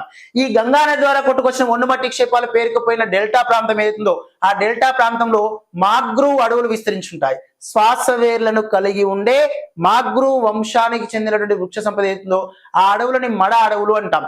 అలాంటి అడవులలో ఆ మడ అడవుల్లో సుందరి అనే వృక్షాలు, దాంతో పాటుగా అదే మాదిరి గమనిస్తే మడ, తెల్లమడ, ఊరడ, అదే మాదిరి చూస్తే అదే తరహాలోనే ఇక్కడ కంప్లీట్ గా జిన్నేగి ఇట్లాంటి కంప్లీట్ గా శ్వాసవేలను కలిగి ఉండే వృక్ష సంపద. అందులో సుందరి అనే వృక్షాలు ఎక్కువగా ఉన్నటువంటి ఈ గంగానది పరివాహక ప్రాంతం, గంగానది మైదానాలు ఏవైతున్నాయో పశ్చిమ బెంగాల్ రాష్ట్రంలో ఆ ప్రాంతంలోని అడవులని సుందరవనాలని, ఆ ప్రాంతపు డెల్టాని సుందర్బన్ డెల్టా అన్నాం. ప్రపంచంలో అతిపెద్ద డెల్టా సుందర్బన్ డెల్టా పశ్చిమ బెంగాల్ యొక్క నది పరివాహక ప్రాంతం, గంగానది పరివాహక ప్రాంతంలో విస్తరించినది. గంగానది డెల్టా వలనే పశ్చిమ బెంగాల్ రాష్ట్రంలో సుందర్బన్ డెల్టా అభివృద్ధి చెందినది. రైట్ మిత్రమా?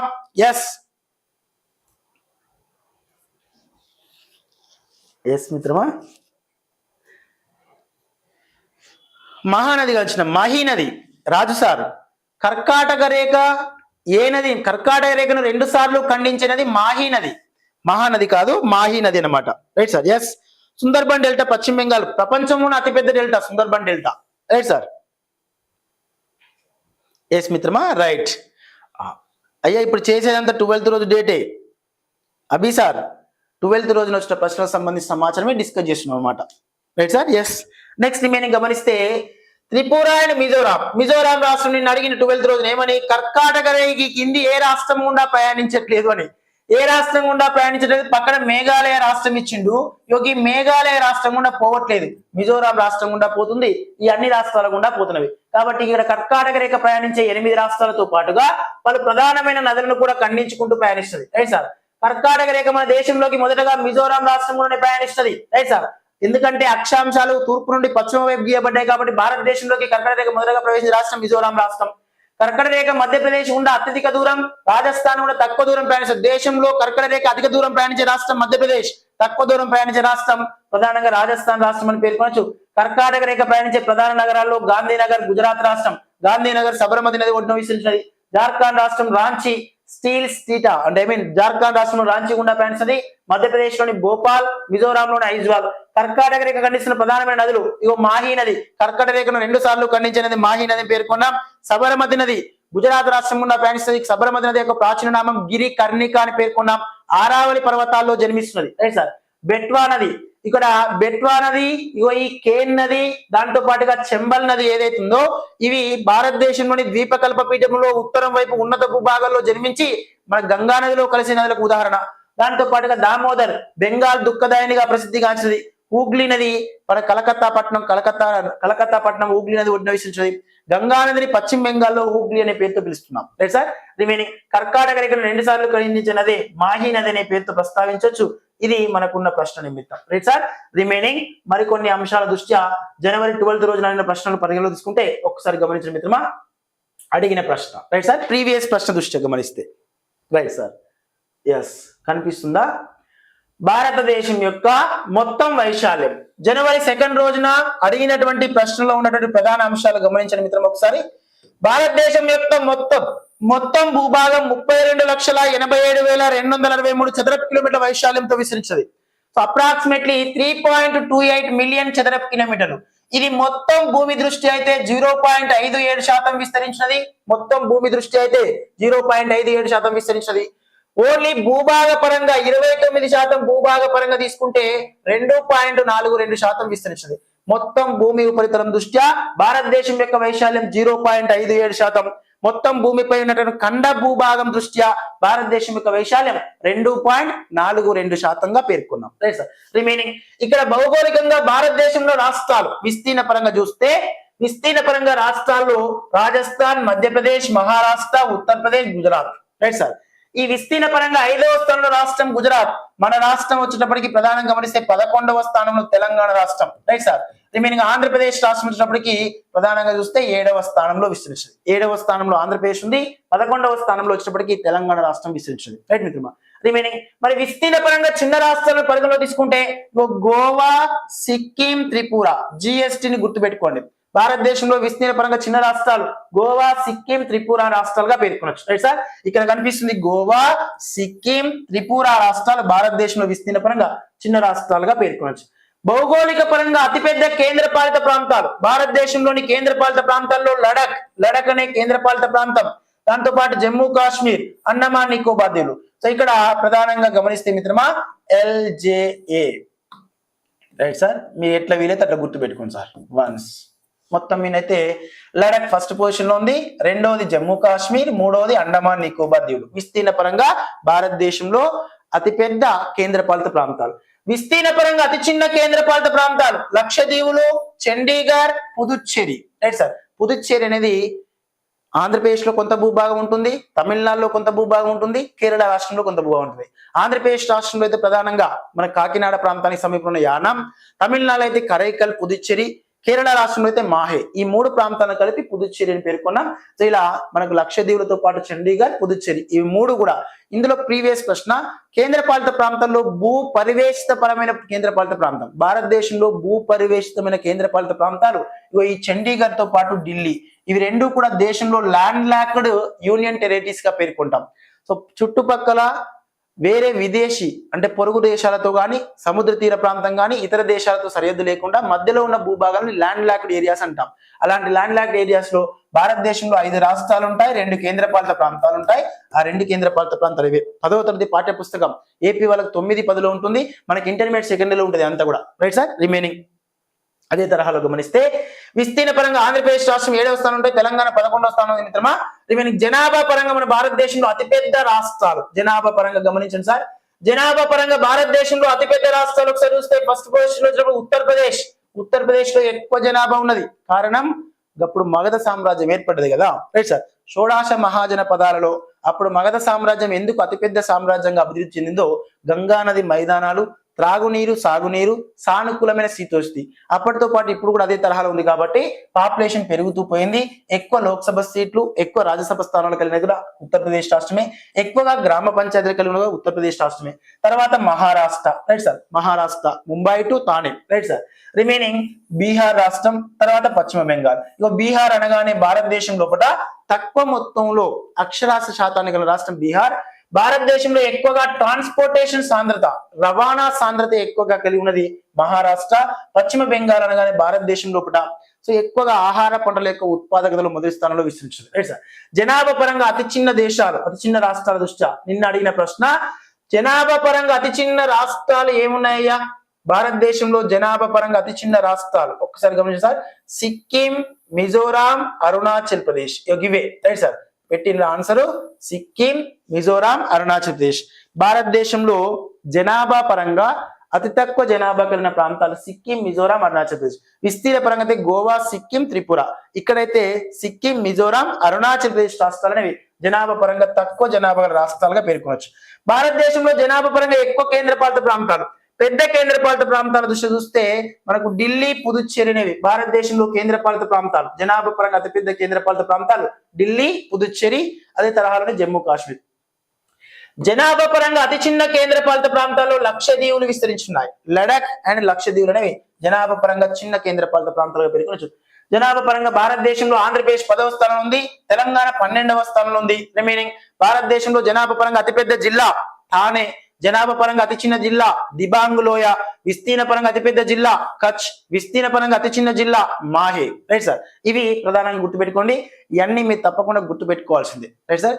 డిఎస్సి ప్రిపరేషన్ అని కాదు, యాజ్ యూజువల్ గా సోషల్ ఎకనామికల్ సర్వేతో పాటుగా పాపులేషన్ డాటా 2011 జనాభా లెక్కలు 2011 తప్పకుండా ఏ కాంపిటేటివ్ ఎగ్జామ్ అయినా గుర్తుపెట్టుకోవాలి. క్లర్క్ నుంచి సివిల్స్ వరకు నువ్వు ఏ కాంపిటేటివ్ ఎగ్జామ్ ప్రిపేర్ అయినా కూడా 2011 పాపులేషన్ రిపోర్ట్ తో పాటు సోషల్ ఎకనామికల్ సర్వే అప్డేట్, ఇవి తప్పకుండా గుర్తుపెట్టుకోవాలి. వీటి నుంచి ఎక్కువ మొత్తంలో ప్రశ్నలు వస్తుంది. ఒక 5 కంటే ఎక్కువ మొత్తంలో అడిగే అవకాశం ఉంటుంది. సార్ పాపులేషన్ అనే టాపిక్ ని జాగ్రఫీలో చదువుతున్నాము, ఎకానమీలో చదువుతున్నాము, స్టాండర్డ్ జీకేలో చదువుతున్నాము, కరెంట్ అఫైర్స్ దృష్ట్యా చదువుతున్నాము. ఒక సబ్జెక్ట్ లో ఉన్న పాఠ్యాంశానికి ఎక్కువ ప్రాధాన్యత, ఎక్కువ రకాల సబ్జెక్టు దృష్టి చదువుతున్నామంటే ఇంపార్టెన్స్ ఎక్కువ ఉంటుంది కాబట్టి ప్రశ్న అడిగే సామర్థ్యం కూడా అధికంగా ఉంటుంది. ఇది గమనించే ప్రయత్నం చేయాలి, రైట్ మిత్రమా. ఎస్, ఇక్కడే గమనించాలి ఇంకొకసారి. వన్స్ గమనిస్తే ఎస్ విన్ను గమనిస్తే మనకు స్త్రీ పురుష నిష్పత్తి గురించి కూడా నిన్న ప్రశ్న వచ్చింది. స్త్రీ పురుష నిష్పత్తి, రైట్ మిత్రమా. వన్స్ 1000 మంది పురుషులకి, రైట్ సార్, ఎంతమంది స్త్రీలు ఉన్నారని సరిపోల్చి చూసే విధానాన్ని స్త్రీ పురుష నిష్పత్తి అంటారు, రైట్ సార్. లైవ్ లో ఉన్న మిత్రులు, మన క్లాస్ లో ఉన్న వాళ్ళు, కోర్స్ లో ఉన్న వాళ్ళందరికీ కూడా ఒక విజ్ఞప్తి, రైట్ సార్. తొందరగా డిఎస్సి క్రాక్ చేసి 2025 డిఎస్సి క్రాక్ చేసి ఆ ఏదో 4 అక్షంతలు ఉంటే వేసుకునే ప్రయత్నం చేయండి. ఎందుకంటే స్త్రీ పురుష నిష్పత్తి దృష్ట్యా రోజు రోజుకి తగ్గుముఖం పడుతుందట, రైట్ సార్. భారతదేశం యొక్క స్త్రీ పురుష నిష్పత్తి 1000 మందికి యాజ్ యూజువల్ గా మనకు 943 మంది ఉన్నారు, రైట్ సార్. మరి ఎక్కడ సార్ ఎక్కువ మొత్తంలో అంటే కేరళ రాష్ట్రంలో ఎక్కువ మొత్తంలో ఉన్నారు. కేరళ రాష్ట్రం, రైట్ సార్. ఎంతమంది ఉన్నారు సార్ కేరళ రాష్ట్రంలో? మరి తక్కువ స్త్రీ పురుష నిష్పత్తి గల రాష్ట్రం ఏది అంటే హర్యానా రాష్ట్రం. హర్యానా రాష్ట్రంలో 879 మంది ఉన్నారు. అందుకనే 879 మంది ఉన్నారు. కానీ హర్యానా రాష్ట్రంలో ఉన్నటువంటి మన యొక్క పానీపట్ అనే ప్రాంతం వద్ద భారత ప్రధానమంత్రి నరేంద్ర మోడీ మనకి బేటీ పడావో బేటీ బచావో అనే ప్రత్యేకమైన కార్యక్రమాన్ని శ్రీకారం చుట్టాడు. వీళ్ళకి అవగాహన పెంపొందించాలని చెప్పేసి, భ్రూణ హత్యను తగ్గించాలి, స్త్రీల యొక్క సంఖ్యను పెంపొందించడంలో భాగంగా, రైట్ సార్. మరి కేరళ రాష్ట్రంలో అత్యధికంగా ఎంతమంది ఉన్నారు సార్? ఎస్,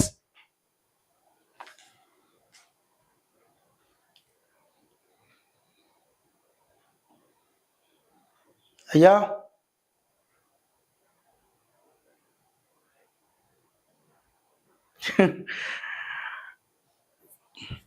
విన్ను తప్పకుండా కేరళకు పోవాలంటే మరి బస్ ఛార్జీలు ఎక్కువైతాయి, ట్రైన్ ఛార్జెస్ కూడా ఎక్కువైతాయి. ఎందుకంటే అత్తగారులు దూరం ఉంటే కష్టమవుతుంది. కాబట్టి దగ్గర ఉంటే చూసుకునే ప్రయత్నం, తొందర జాబ్ కొడితే ఏం కాదు, లేకపోతే జాబ్ కొట్టకపోతే కేరళ కాదు కదా, తప్పకుండా హర్యానాకు పోవాల్సి వస్తుంది మరి actually, right sir. Yes, so దేశంలో అత్యధిక స్త్రీ పురుష నిష్పత్తి గల రాష్ట్రం కేరళ. కేరళలో ఎంతమంది ఉన్నారు? First division sir. తెలంగాణ రాష్ట్రంలో అత్యధిక స్త్రీ పురుష నిష్పత్తి గల జిల్లా నిర్మల్ జిల్లా. 2వ జిల్లా నిజామాబాద్ జిల్లా, right sir. So Nirmal, Nizamabad ఇక్కడ చూస్తే, రైట్ సార్. ఇక్కడ కేరళ రాష్ట్రం 1000కి పైచిలకే ఉన్నారనమాట అయ్యా, as per notification, as per textbook. Yes, textbook లో 1080 అని ఉంటుంది మిత్రమా. కాకపోతే మనకి ఇచ్చిన డాటా ప్రకారంగా 1084 మంది ఉంటారు. 1084 మంది. టీబీలో మాత్రం టెక్స్ట్ బుక్ లో మాత్రం 1080 అని ఉంటుంది అనమాట. Yes sir, right. మీకు అక్కడ నోటిఫికేషన్ దృష్ట్యా ఎగ్జామ్ లో ఏది వస్తే అది తీసుకునే ప్రయత్నం చేయాలి. 1084 ఆర్ 1080. Right sir. నెక్స్ట్ నిర్మల్లో అయితే 1046 మంది ఉంటారు అనమాట తెలంగాణ రాష్ట్రంలో. Right sir. ఎస్, ఇక ఏది దగ్గర ఉందో మీరే చూసుకునే ప్రయత్నం చేయండి.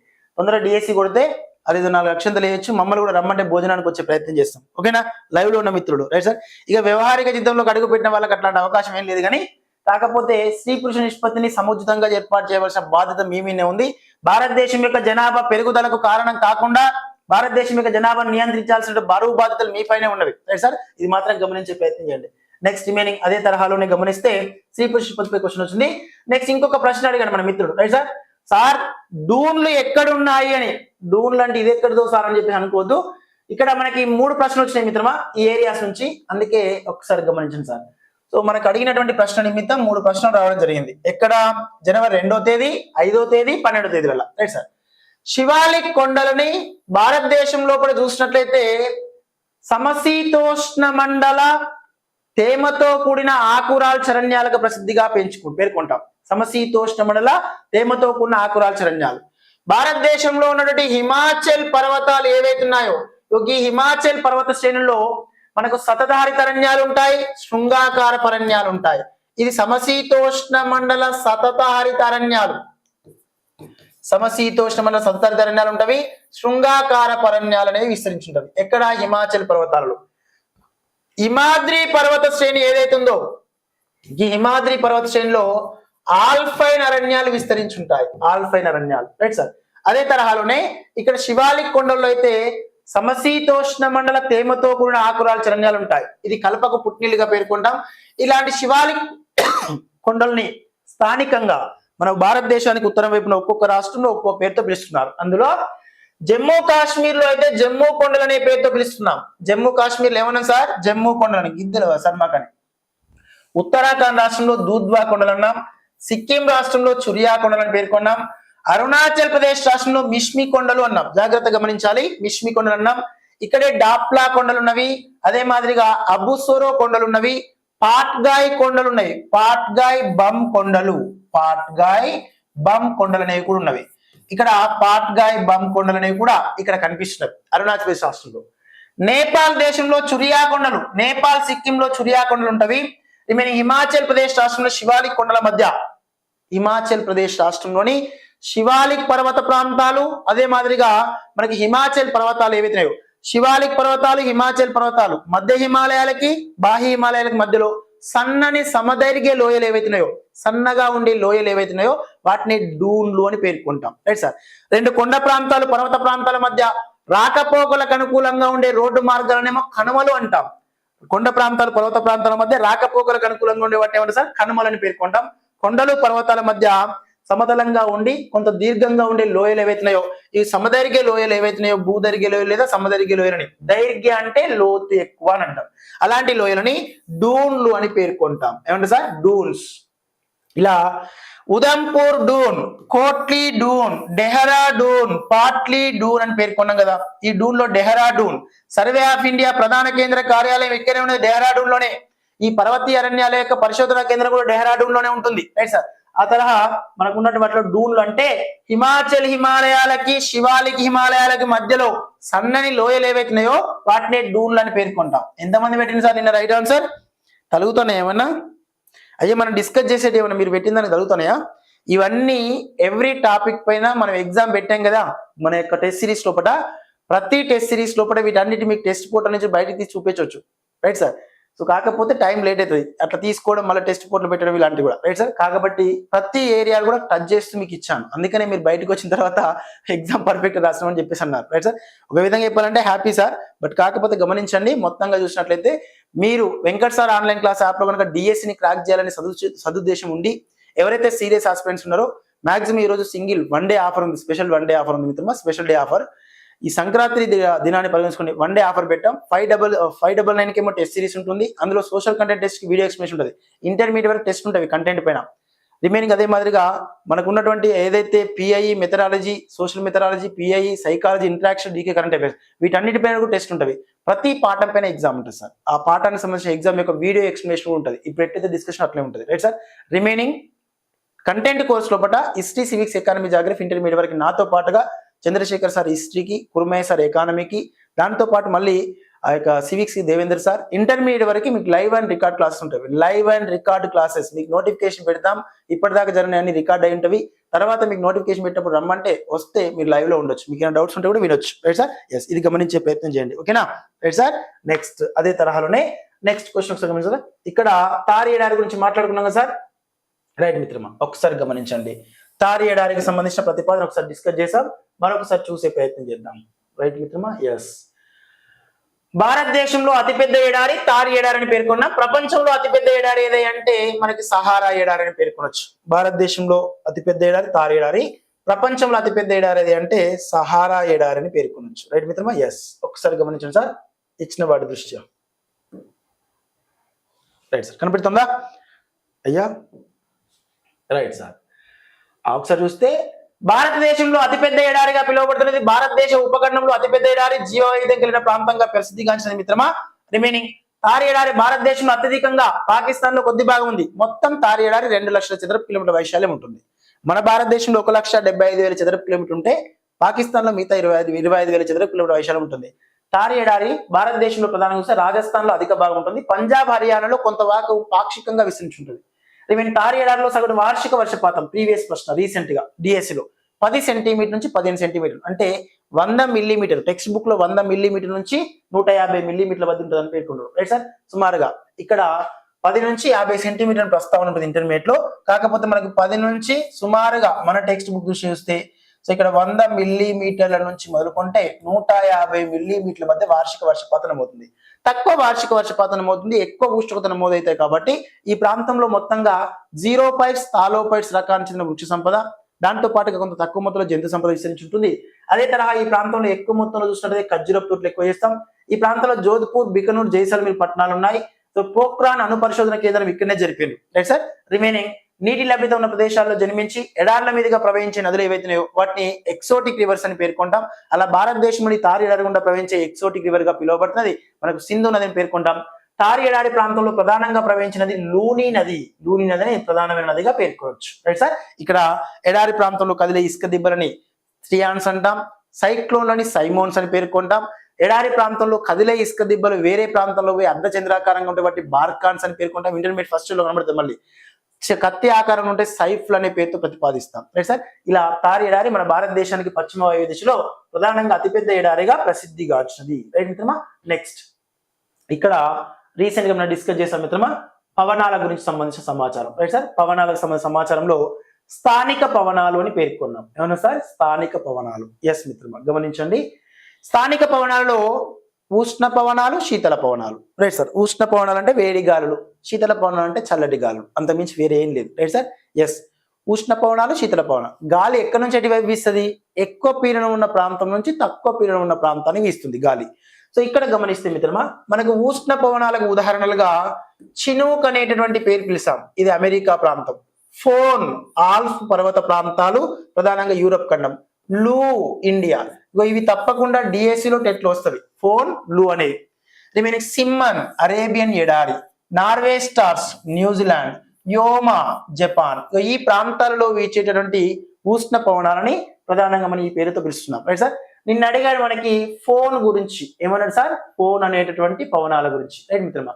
ఇక్కడ ఉష్ణ పవనాలకు సంబంధించిన సమాచారం దృష్ట్యా ఉత్తర అమెరికాలోని అమెరికా, కెనడా ప్రాంతంలోని రాకీ పర్వతాల కిందగా వీచే పవనాలు ఏవైతే ఉన్నాయో వీటి చినూక్ అన్నాం. చినూక్ అంటే మంచు తినేది అని అర్థం, అంటే శీతల పవనాలని ఎక్కువ మొత్తంలో లాగేది. శీతల పవనాలు కాస్త ఉష్ణ పవనాలుగా మార్చేది అని అర్థం, రైట్ సార్. వీటి వల్ల పచ్చిక మైదానాలలో శీతాకాలంలో చాలా వరకు మంచు పట్టదు, రైట్ సార్. గమనించండి మిత్రమా, ఉత్తర అమెరికాలోని అమెరికా, కెనడా ప్రాంతంలో రాకీ పర్వతాల గుండా వీచే వాటిని చినూక్ అన్నాం. చినూక్ మీన్స్ ఉష్ణ పవనాలు, రాకీ పర్వతాల గుండా వీస్తుంది. ఫోన్ చినూకులను పోలి ఉంటాయి, అంటే ఐ మీన్ ఇవి కూడా చినూకులను పోలి ఉంటాయి. పర్టికులర్ గా ఈ మైదాన ప్రాంతాల గుండా ప్రయాణిస్తూ ఉంటాయి, ఈ యొక్క పర్వత ప్రాంతాల గుండా ప్రయాణించే అవకాశం కలిగి ఉంటుంది. ఇవి కూడా ఉష్ణ పవనాలకు వదలాలి. యూరప్ లోని ఆల్ప్స్ పర్వతాలకు ఉత్తర వారుల మీదుగా ప్రయాణిస్తున్నవి. యూరప్ లోని ఆల్ప్స్ పర్వతాలకి ఉత్తర వారుల గుండా ప్రయాణిస్తున్నవి. వీటి వల్ల మంచు కరిగి వాతావరణం ఆహ్లాదకరంగా ఉండి ద్రాక్ష పళ్ళు త్వరగా పండుతాయట. ఫోన్ అనే వాటి వల్ల యూరప్ లోని ఆల్ప్స్ పర్వతాలు ఏవైతున్నాయో ఆ పర్వతాలకు ఉత్తర వారుల గుండా ప్రయాణిస్తున్నవి. వీటి వల్ల మంచు కరిగి ద్రాక్ష పళ్ళు తొందరగా పండుతున్నాయి. ఉష్ణ పవనాలు. రిమైనింగ్ లూ వడగాలులు. ఇది ప్రీవియస్ మన డిఎస్సి ప్రశ్న మన తెలంగాణలో. మొన్న రీసెంట్ కూడా టెట్లో అడిగాడు, ఏపీలో టెట్లో అడిగాడు. ఉత్తర భారతదేశంలోని మే జూన్ నెలల్లో మధ్య పడమర నుండి తూర్పునకు వీచేవి. అంటే పడమర వాయువ్య దిశ నుంచి ప్రధానంగా తూర్పు వైపు వీస్తూ భారతదేశానికి ఉత్తర మైదానాల గుండా వచ్చేటువంటి యొక్క వేడి గాలులు ఏవైతున్నాయో వీటిని ప్రధానంగా మనం ఏమన్నా సార్ లూ పవనాలు అన్నాం. ఇక అరేబియన్ ఎడారి గుండా వచ్చే వాటిని సిమ్మన్స్ అన్నాం. జపాన్ లో వీచే వాటిని యోయో అనేటటువంటి పేరుతో పిలుస్తాం. నార్వే స్టార్స్ అని న్యూజిలాండ్ లో పిలుస్తున్నాం. Right sir. ఇవి ఉష్ణ పవనాల ఉదాహరణ. అదే తరహాలు శీతల పవనాలు ఉన్నాయి. Right sir. ఒకసారి గమనించండి. ఈ తప్పకుండా గుర్తుపెట్టుకోవాలి మిత్రమా. పదే పదే చెప్పాను మీకు పవనాల గురించి మర్చిపోదు సార్ అని. మిస్టాల్స్ ఆల్ప్స్ పర్వతాల నుండి ఫ్రాన్స్ మీదుగా మధ్యధారా సముద్రం వైపు వీస్తున్నాయి. ఆల్ప్స్ పర్వతాల నుండి ఫ్రాన్స్ మీదుగా మధ్యధారా సముద్రం వైపు వీస్తున్నాయి. ఆల్ప్స్ పర్వతాల నుండి ఫ్రాన్స్ మీదుగా మధ్యధారా సముద్రం వైపు వీస్తున్నాయి. యూరప్ నుండి మధ్యధారా సముద్రం వైపు వీచే వాటిని మిస్టాల్స్ అని పేర్కొన్నాం. ఇవి శీతల గాలులు. ఇవి రోమ్ లోయ గుండా వీస్తూ ఉంటాయి. రిమైనింగ్ ప్యూనా. ఇగో ఈ ప్యూనా అనేవి ఆండీస్ ప్రాంతంలోని స్థానిక శీతల పవనాలు. దక్షిణ అమెరికా ఖండంలోని ఆండీస్ పర్వతాలకి స్థానికంగా ప్రవహించే శీతల పవనాలని ప్యూనా అని పేర్కొన్నాం. Right sir. రిమైనింగ్ అదే తరహాలోనే పాంపారో. దక్షిణ అమెరికాలోని పంపాల ప్రాంతంలో వేగంగా వీచే ధ్రువ పవనాలని మనం పాంపారో అని పేర్కొన్నాం. Right sir. ఎస్. ఇది గమనించే ప్రయత్నించాలి మిత్రమా. ఈ తరహా మనకు పాంపారో, ప్యూనో, మిస్టాల్ అనే శీతల పవనాలు, చినూక్, ఫోన్, లూ, యోమా, దాంతో పాటుగా మనకి సిమ్మన్స్, ఇవి ఉష్ణ పవనాలకు ఉదాహరణ. Right sir. దాంతో పాటు నెక్స్ట్ మహానది. ఇంతకుముందు మాట్లాడుకున్న మహానది ఛత్తీస్గఢ్, ఒడిశా రాష్ట్రాల గుండా ప్రయాణిస్తున్నది. ఈ మహానది సంబంధించి సుమారు దీని మొత్తం కూడా 857 కిలోమీటర్ ఉంటుంది. ఇది బంగాళాఖాతంలో సంకలనం చెందుతుంది. Right sir. నెక్స్ట్ రిమైనింగ్ అదే తరహాలోనే హీరాకుడ్ ఆనకట్ట నిర్మించాం. గుర్తుగా. నెక్స్ట్ ఒక ప్రశ్న, లాస్ట్ ప్రశ్న మనసు గమనించిన మిత్రమా. ఇక్కడ ఒకసారి చూస్తే మనకి సూర్యుని నుంచి దూరాన్ని బట్టి మనకు ఉన్నటువంటి ఈ యొక్క గ్రహాలని అంతర్గ్రహాలు, బాహ్య గ్రహాలని పేర్కొన్నాడు. దాంతో పాటుగా సాంద్రతను బట్టి అవరోహణ క్రమంలో అమర్చండి అని పేర్కొన్నాడు. Right sir. సాంద్రతను బట్టి అవరోహణ క్రమంలో అమర్చండి అన్నాడు. Right sir. ఎస్. క్లియరేనా? లైవ్ లో ఉన్న వాళ్ళు క్లియరేనా సార్?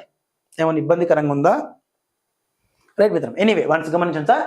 ఇచ్చిన వాటిని పరిగణలో తీసుకుంటే మనకి సూర్యుని నుండి వరుస క్రమంలో ఏవైతే గ్రహాలు ఉన్నాయో సార్, సూర్యుని నుండి వరుస క్రమంలో ఏవైతే గ్రహాలు ఉన్నాయో. Right sir. ఎస్. వీడు సూర్యుడు. Right sir. సూర్యుని నుండి వరుస క్రమంలో మనకున్న గ్రహాల లోపల ఫస్ట్ మెర్క్యూరీ, తర్వాత వీనస్, తర్వాత ఎర్త్, తర్వాత మార్స్, తర్వాత జూపిటర్,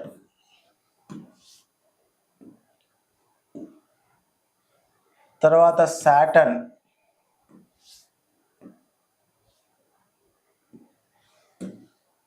తర్వాత యురేనస్,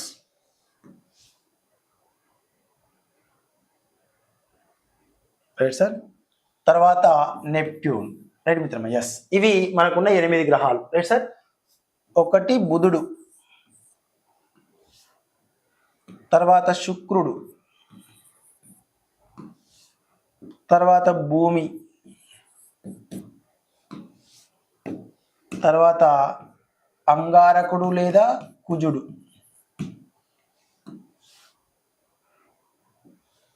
తర్వాత బృహస్పతి లేదా గురుడు, తర్వాత శని.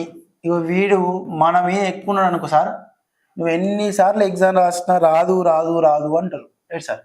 అందరికీ శని ఉంటుంది, కాకపోతే మనకు టన్నుల కొద్ది ఉంటుంది అనమాట కొంచెం. Right sir. డిఎస్సి వచ్చేదాకానే అది. డిఎస్సి వచ్చిన తర్వాత ఆయనతో కూడా ఉండదు. యురేనస్ ని వరుణుడు అని పేర్కొంటాం, నెప్ట్యూన్ ని ఇంద్రుడు అని పేర్కొంటాం. టెక్స్ట్ బుక్ లో కొంచెం ఇంగ్లీష్ కి తెలుగు చేయాలి ఉంటుంది మిత్రమా. ఇది మాత్రం వాస్తవం. Right sir. మనకున్న 8 గ్రహాలు. Right sir. ఎస్. క్లియరా? Right sir. అన్ని మాట్లాడుకుందాం. ఒకసారి చూడండి సార్. Right sir. కొంచెం ఓపికతో ఉండండి. పండుగనా లైవ్కి వచ్చిన మిత్రుడు అప్పుడే టైం అయిపోయింది ఏంది? Right sir. ఇంకా కంటెంట్ క్లాస్లో కోర్స్లో అయితే మరి మీరు ఎట్లుంటారు సార్? కోర్స్లో 12:00 1:00 అవుతుంది. డిఎస్సి యొక్క మహాయజ్ఞం స్టార్ట్ చేయబోతున్నాం మనము. కాబట్టి కంటెంట్ కోర్స్ రిసీవ్ చేసుకోండి, టెస్ట్ సిరీస్ కోర్స్ రిసీవ్ చేసుకోండి, మహాయజ్ఞంలో పార్టిసిపేట్ చేయండి. 100% మనం ముందుకు వెళ్ళిపోతాం. డిఎస్సి 100% క్లీన్ షిప్ చేస్తున్నాం ఈసారి. రైట్ సార్, ఓకేనా? Right sir. So single day ఒక 1 డే స్పెషల్ ఆఫర్ పెట్టాం సార్. ఆ ఆఫర్ని యాప్ ద్వారా అప్లోడ్ చేసాం కాబట్టి వాళ్ళు ఇచ్చిన ప్రతిఫలం రిసీవ్ చేసుకోండి. మనకి మన యొక్క సూర్యుని నుండి వరుస క్రమంలో 8 గ్రహాల మిత్రమా, ఈ అంగారక గ్రహానికి బృహస్పతి గ్రహానికి, అంగారకునికి బృహస్పతి గ్రహానికి మధ్యలో, ఈ రెండింటి మధ్యలో మనకి శిలా శకలాలు లేదా లఘు గ్రహాలు విస్తరించున్నాయి. లఘు గ్రహాలు లేదా శిలా శకలాలు లేదా వీటిని ఆస్ట్రైడ్స్ అంటాం. వీటిని గ్రహ శకలాలు అని కూడా అంటాం. గ్రహ శకలాలు. Right sir. గ్రహ శకలాలు అనేవి సౌర కుటుంబం లోపల మన యొక్క అంగార గ్రహానికి బృహస్పతి గ్రహానికి మధ్యలో తిరుగుతున్నవి. ఎవరి చుట్టూ? సూర్యుని చుట్టూ తిరుగుతున్నాయి ఇవి కూడా. Right sir. మిగతా అన్ని గ్రహాలు తిరుగుతాయి, వీడు కూడా తిరుగుతూ ఉంటారు అనమాట. ఈ 8 గ్రహాల గురించి మన ప్రస్తావన ప్రీవియస్ క్లాస్ లో డిస్కస్ చేసి మన యాప్ లో కూడా ఉంది. ఈ యొక్క అంగారక గ్రహానికి సంబంధించి బృహస్పతి గ్రహానికి సంబంధించిన రెండింటి మధ్యలో మన గ్రహ శకలాల బెల్ట్ ఉంది కదా. ఈ గ్రహ శకలాల బెల్ట్ కి లోపలి వైపు ఉన్న గ్రహాలన్నింటినీ అంతర్గ్రహాలు, అంటే లోపలి వైపు ఉన్న వాటిని అంతర్గ్రహాలు అని పేర్కొంటాం. వీటిని టెరిస్టోరియల్ ప్లానెట్స్ అని పేర్కొంటాం. ఇక బయటి వైపు ఉన్న గ్రహాలని బాహ్య గ్రహాలు అని పేర్కొంటాం.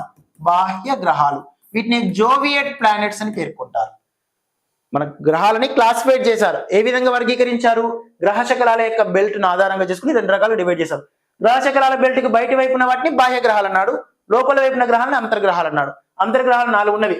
ఒకటి బుధుడు, తర్వాత శుక్రుడు, తర్వాత భూమి, తర్వాత అంగారకుడు. వీటిని అంతర్గ్రహాలను పేర్కొన్నాం. ఇందులోకి శుక్రునికి బుధునికి ఉపగ్రహాలు ఉండవు. Right sir. రిమైనింగ్ అంగారకుడు ఏవైతున్నాడో వీడు ప్రధానంగా మన భూమి యొక్క సాంద్రత దృష్ట్యా, పరిమాణ దృష్ట్యా దగ్గరగా ఉంటాడు. అలా భూమికి సంబంధించినంత వరకు అంగార గ్రహానికి భూమి గ్రహం దృష్ట్యా కొంత సాంద్రత, అదే మాదిరిగా భ్రమణ కాలం, పరిభ్రమణ కాల దృష్టి దగ్గర సంబంధం ఉంటాయి. కాబట్టి భూమి మాదిరిగా అంగార గ్రహంపై కూడా వాతావరణం ఉండవచ్చు, భూమిపై మాదిరిగా ఆ అంగార గ్రహంపై కూడా జీవం ఉండొచ్చు అని మన వాళ్ళు మంగళ్యాన్ అనే వాహక నౌకని, అమెరికా వాళ్ళు క్యూరియాసిటీ అనే వాహక నౌకని పంపించారు. దాంతో పాటు శుక్రునికి భూమికి మధ్య కొంచెం దగ్గర సంబంధాలు ఉన్నాయి, సాంద్రత, ఉష్ణోగ్రత. కాబట్టి భూమి యొక్క కవల గ్రహంగా పిలువబడుతున్న శుక్రుడే. Right sir. ఈ శుక్రుడు, ఇక్కడ ఉన్న ఈ యొక్క వరుణుడు, వీళ్ళిద్దరు కొంచెం గతి తప్పి తిరుగుతారనమాట. అన్ని గ్రహాలు పశ్చిమం నుంచి తూర్పునకు తిరుగుతవి. ఈ శుక్రుడు మరియు యురేనస్, వరుణుడు మాత్రం తూర్పు నుండి పడమర వైపు తిరుగుతారు. మనకు పశ్చిమం నుంచి తూర్పున తిరగడం వల్ల భూమి ఉపరితలం పైన భూమికి ఏమైతే సార్, తూర్పున సూర్యుడు ఉదయించి పశ్చిమాన సూర్యుడు అస్తమిస్తుడు. మన గ్రహంతో పాటు శుక్రుడు, వరుణుడు తప్ప మిగతా అన్ని గ్రహాలు పశ్చిమ నుంచి తూర్పున తిరుగుతున్నవి. కాబట్టి మనకు తూర్పున సూర్యుడు ఉదయించి పశ్చిమాన సూర్యుడు అస్తమిస్తాడు. Right sir. కానీ ఈ శుక్రుడు మరియు వరుణుడు మాత్రం తూర్పు నుంచి పడమర వైపు తిరుగుతున్నాడు. కాబట్టి వానికి పశ్చిమం వైపున సూర్యుడు ఉదయించి తూర్పు వైపున అస్తమిస్తాడు. రైట్. ఈ రెండు కూడా కొంత గతి తప్పిన గ్రహాలుగా పేర్కొంటాం. Right sir. రెండవది, దాంతో పాటుగా ఈ ఇచ్చిన గ్రహాలన్నింటిలోకి వెళ్ళా వన్స్ గమనిస్తే మిత్రమా, ఎక్కువ సాంద్రత ఉన్నది మన భూమే. ఎక్కువ సాంద్రత ఉండేది భూమి తర్వాత మళ్ళీ బుధుడు. గ్రహాలన్నింటిలోకి వెళ్ళి ఎక్కువ మొత్తంలో కాంతివంతమైన, ప్రకాశవంతమైన శుక్రుడే. వీడిని మార్నింగ్ స్టార్, ఈవినింగ్ స్టార్ అని పేర్కొంటాం. శని గ్రహం ప్రధానంగా తక్కువ సాంద్రత కలిగి ఉంటుంది. గ్రహాలన్నింటిలోకి వెళ్ళే పెద్దది జూపిటర్. ఇగో యురేనస్, వీడిని ప్రధానంగా చూస్తే శుక్రుని మాదిరిగా పేర్కొనబడుతుంది. ఇంద్రుడు అని, వరుణుడు అని పేర్కొన్నాం. లాస్ట్ కి నెప్ట్యూన్ అన్నిటికంటే దూరంగా ఉన్నాడు. సూర్యునికి దూరంగా ఉన్నాడు. వీడి పైన కాంతి తక్కువ కాబట్టి డార్క్ ప్లానెట్ గా, చీకటి గ్రహంగా, చల్లని గ్రహంగా, నిర్మానుష్య గ్రహంగా పిలువబడతాడు. Right sir. వీటికి సంబంధించిన అంశాల దృష్ట్యా వన్స్ బుధ గ్రహం, వీటికి ఉపగ్రహాలు లేవు. బుధునికి ఉపగ్రహాలు లేవు సార్. శుక్రునికి, బుధునికి లేవు. భూమికి ఒకటే ఒక ఉపగ్రహం ఉంది, అది చంద్రుడు. అంగారకుడు 2 ఉన్నాయి, ఒకటి పోబోస్, రెండవది డిమోస్. ఇగో బృహస్పతికి ఇటీవల కాలంలో గుర్తించారు 95 ఉపగ్రహాలు ఉన్నాయి. శని గ్రహానికి సుమారు 145 ఉపగ్రహాలు గుర్తించారు. వరుణునికి 27 ఉన్నవి. అదే మాదిరి ఇంద్రుడికి 14 ఉన్నవి. అత్యధిక ఉపగ్రహాలు కలిగినది శనినే. రిమైనింగ్ బుధుడిని గాడ్ ఆఫ్ కామర్స్ లేదా స్కిల్స్ అని పేర్కొంటాం, గాడ్ ఆఫ్ స్కిల్ అని. శుక్రుడిని god of spring of, god of love అంటాం. మార్నింగ్ స్టార్, ఈవినింగ్ స్టార్ అంటాం. భూమిని ప్రధానంగా మనకు బ్లూ ప్లానెట్ గా పేర్కొంటాం. అంగారకు లేదా కుజుని గాడ్ ఆఫ్ వార్, యుద్ధ దేవతగా పేర్కొంటాం. బృహస్పతిని ruler of gods and god of heaven అన్నాం. శనిని గాడ్ ఆఫ్ అగ్రికల్చర్ అన్నాం. వరుణుణ్ణి గాడ్ ఆఫ్ స్కై అన్నాం. ఇంద్రుణ్ణి గాడ్ ఆఫ్ సీ అన్నాం. ఈ శని గ్రహాన్ని ఖగోళానికే ఆభరణంగా పేర్కొంటాం. అందంగా ఉంటాడు. కారణం శని గ్రహం పైన వాయువులు వలయాల రూపంలో ఉండడం వల్ల, కాంతి పరిక్షేపణ ధర్మం వల్ల ఈ శని గ్రహం కొంచెం అందమైన గ్రహంగా కనిపిస్తుంది. ఇలా మొత్తం మనకి 8 గ్రహాలు ఉంటే ఆ 8 గ్రహాల్లో సాంద్రత పరంగా అత్యధిక సాంద్రత కలిగి ఉన్నది. నిన్న క్వశ్చన్ అడిగింది కదా, ఎక్కువ సాంద్రత నుంచి తక్కువ సాంద్రతకి. ఇంటర్మీడియట్ ఫస్ట్ ఇయర్ లో కనబడుతుంది మనకి. వన్స్ ఎక్కువ సాంద్రత ఉన్నది భూమి సాంద్రత పరంగా. రెండో అత్యధిక సాంద్రత ఉన్నది మన యొక్క బుధుడు. మూడో అత్యధిక సాంద్రత కలిగినది శుక్రుడు. Right sir. ఇగో వీడు ఫస్ట్ పొజిషన్ లో ఉన్నాడు, వీడు సెకండ్ పొజిషన్ లో ఉన్నాడు, వీడు థర్డ్ పొజిషన్ లో ఉన్నాడు సాంద్రత పరంగా. Right sir. తర్వాత నాలుగవది అంగారకుడు ఫోర్త్ పొజిషన్ లో ఉన్నాడు. Right sir. ఇక్కడ 3.9 గ్రామ్ పర్ సెంటీమీటర్ క్యూబ్. డెన్సిటీని గ్రామ్ పర్ సెంటీమీటర్ క్యూబ్ లో కొలుస్తాం మనం. Right sir. తర్వాత వన్స్ గమనిస్తే మిత్రమా, ఇక్కడ చూస్తే 1.66 మనకు ఇంద్రుడు. తదుపరి తర్వాత చూస్తే వరుణుడు. Right sir. అదే సారీ తర్వాత చూస్తే మన యొక్క బృహస్పతి. ఇక్కడ 5th పొజిషన్ లో ఉండేదేమో ఇంద్రుడు, 6th పొజిషన్ లో ఉండేదేమో మనకు బృహస్పతి, 7th పొజిషన్ లో ఉండేదేమో ప్రధానంగా వరుణుడు. ఇక అన్నిటికంటే తక్కువ 0.7% గ్రామ్ పర్ సెంటీమీటర్ క్యూబ్. నీటి కంటే తక్కువ సాంద్రత కలిగి ఉండి నీటిలో వేస్తే తేలియాడే గ్రహంగా పిలువబడుతున్నది మన యొక్క శని గ్రహం. Right sir. అన్నిటికంటే ఎక్కువ మొత్తంలో ఉన్నది మన యొక్క భూమి. Right sir. ఇవి గ్రహాల పరంగా అంతర్గ్రహాలు, బాహ్య గ్రహాలు. గ్రహాలు ఆధారప్రియాతి ఆధారంగా తీసుకున్నట్లయితే పరిమాణం దృష్ట్యా ఈ గ్రహాలు వరుసగా సూర్యుడి నుంచి వరుస క్రమంలో ఉన్నవి. పరిమాణంలో పెద్దది బృహస్పతి. Right sir. రెండవది శని, 3 వరుణుడు, 4 ఇంద్రుడు, 5వది భూమి, 6వది శుక్రుడు, 7 అంగారకుడు, 8వది భూమి బుధుడు. Right sir. ఇలా గ్రహాలను పరిగణలో చూసుకుని వాటి యొక్క పరిభ్రమణ దృష్టి ముందుకెళ్ళొచ్చు. Right sir.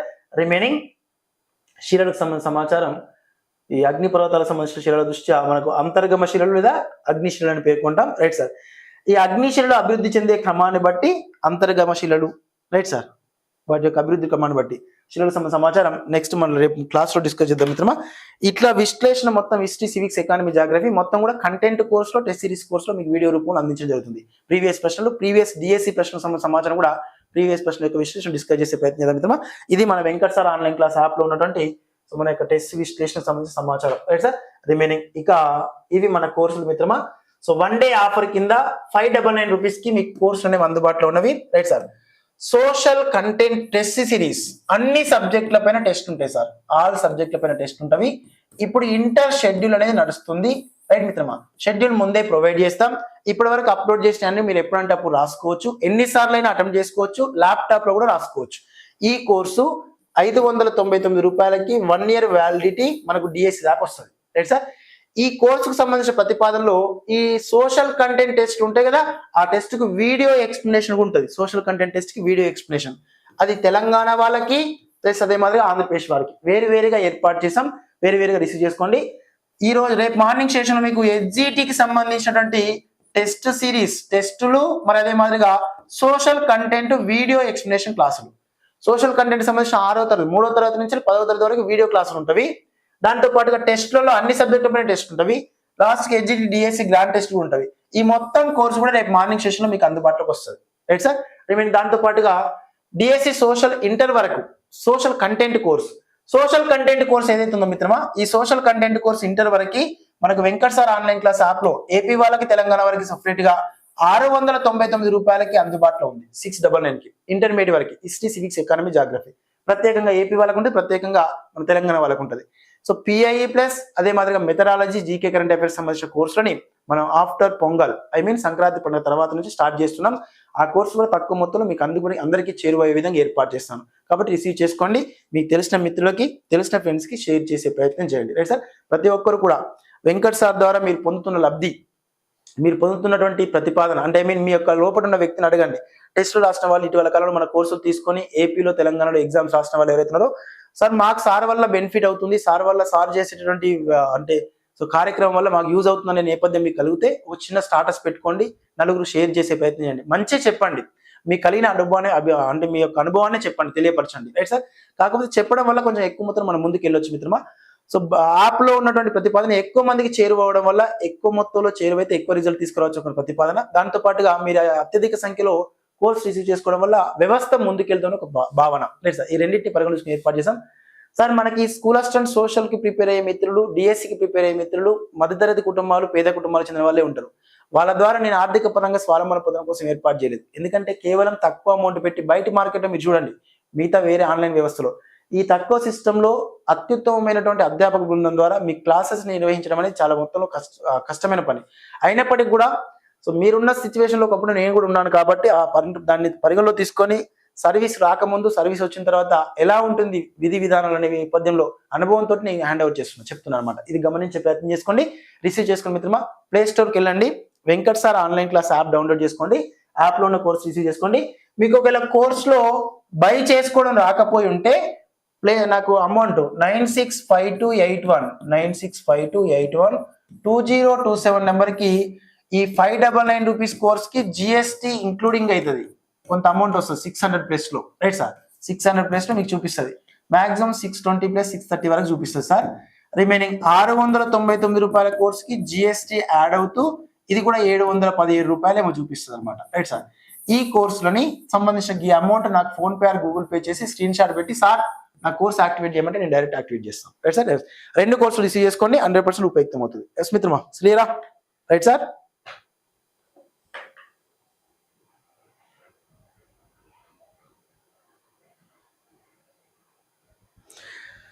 Prabhakar sir, social media Raju పండుగ కదా, మీరే అన్నారు కదా మార్నింగ్ సెషన్ టెస్ట్ విశ్లేషణ పెడితే మన వాళ్ళు రాలేదు, అందుకని ఆపాను అనమాట.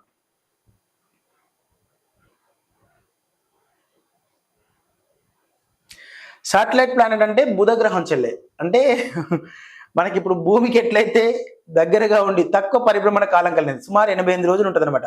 పరిభ్రమణ కాలం తక్కువగా ఉండి సూర్యుని చుట్టూ తిరుగుతున్నది కాబట్టి దాన్ని ఉపగ్రహ గ్రహం అని పేర్కొన్నాం అనమాట, ఉపగ్రహ గ్రహంగా పేర్కొన్నాం, రైట్ సార్. ఎస్, మీరు ఇంటర్మీడియట్ కంటెంట్ క్లాసెస్ వినండి, ఇవన్నీ అస్మా రిమైనింగ్ దాంతో పాటు మీరంతా ఇంటర్మీడియట్ క్లాసెస్ వినండి, అన్ని ఇంక్లూడింగ్ అయి ఉంటాయి పర్టికులర్గా. సో మీ క్లారిటీ కోసం మా పర్టికులర్ చెప్పేది ఒకటే మిత్రమా. ఎస్,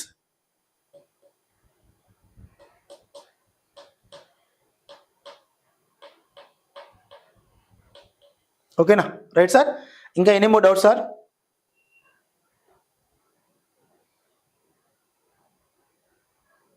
ఎస్ మిత్రమా, వెరీ నైస్. సో రేపు మళ్ళీ కంటెంట్ కోర్సులో టెస్ట్ సిరీస్ కోర్స్ లోపల ఈ మిగతా వీటికి సంబంధించిన అంశాలు కూడా డిస్కస్ చేసే ప్రయత్నం చేద్దాం మిత్రమా. సో కంప్లీట్ పూర్తి విశ్లేషణ హిస్టరీ, సివిక్స్, ఎకానమీ కూడా చేసుకుంటూ పోదాం. సో మన యొక్క లైవ్ క్లాస్లో నోటిఫికేషన్ పెట్టగానే లైవ్కి వచ్చే ప్రయత్నం చేయండి, ఓకేనా. Thank you sir, thank you so much, ధన్యవాదాలు మిత్రమా. మరొకసారి మీ అందరికీ, మీకు, మీ కుటుంబ సభ్యులకి సంక్రాంతి పండుగ శుభాకాంక్షలు.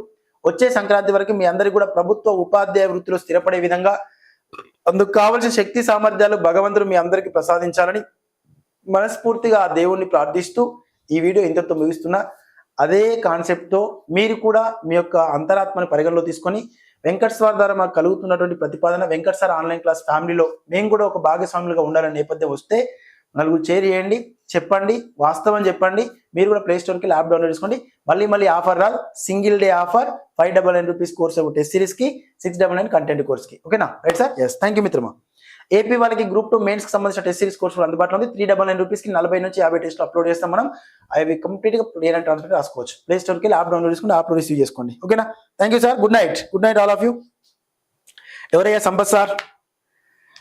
సార్ మీ జిల్లాలో ఒకసారి డిస్ట్రిక్ట్ ఎడిషన్ ఓపెన్ చేసి చూడండి ఎంతమంది రిటైర్మెంట్ అవుతున్నారని. దాంతో పాటుగా సిఆర్పీగా పనిచేసే వాళ్ళు ఎవరంటే అడగండి, డిఓ గారికి ఫోన్ చేసి అడగండి, చెప్తారు ఆయన. డిఓ గారికి ఫోన్ చేసి అడగండి ఎంతమంది ఉన్నాయి, ఎన్ని పోస్ట్ ఉంటాయి అనేది, రైట్ సార్. ఎస్, ఇంకా ఎందుకు సార్ భ్రమలో ఉంటారు, మీరు ఉపాధ్యాయులు, కావాల్సిన ఉపాధ్యాయులు, రైట్ సార్.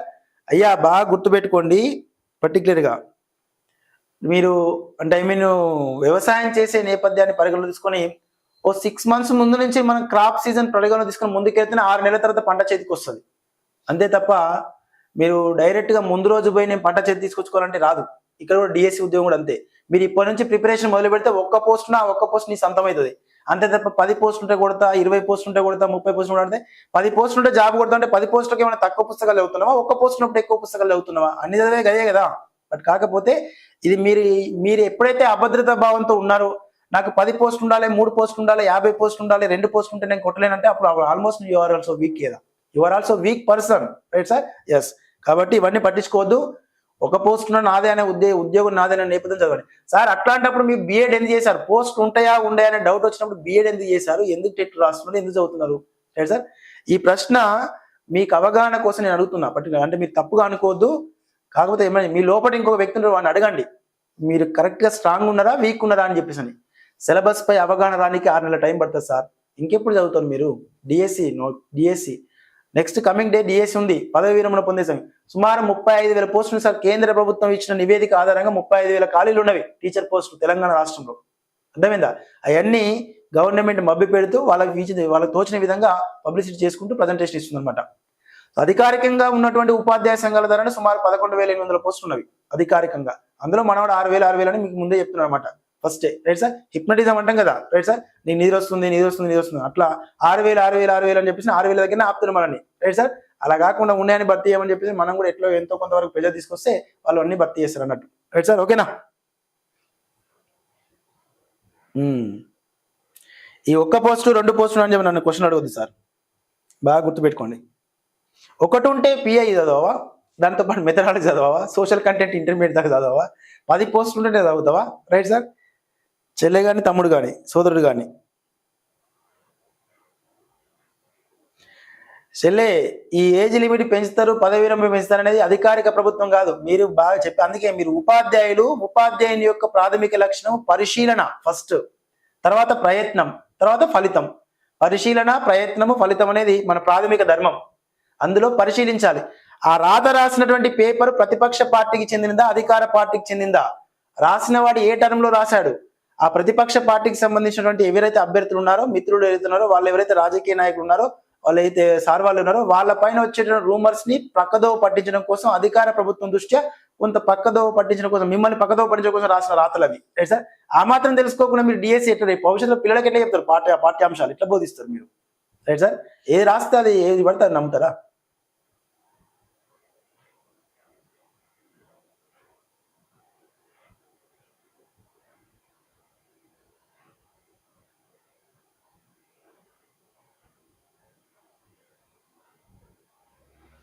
మీ బ్రదర్ కూడా అక్కడి నుంచి తెలుసుకునే కావచ్చు మ్యాక్సిమం. రైట్ సార్, అడగండి ఉపాధ్యాయ సంఘాల ద్వారా ఎన్ని ఉన్నాయి పోస్టులు అనేది.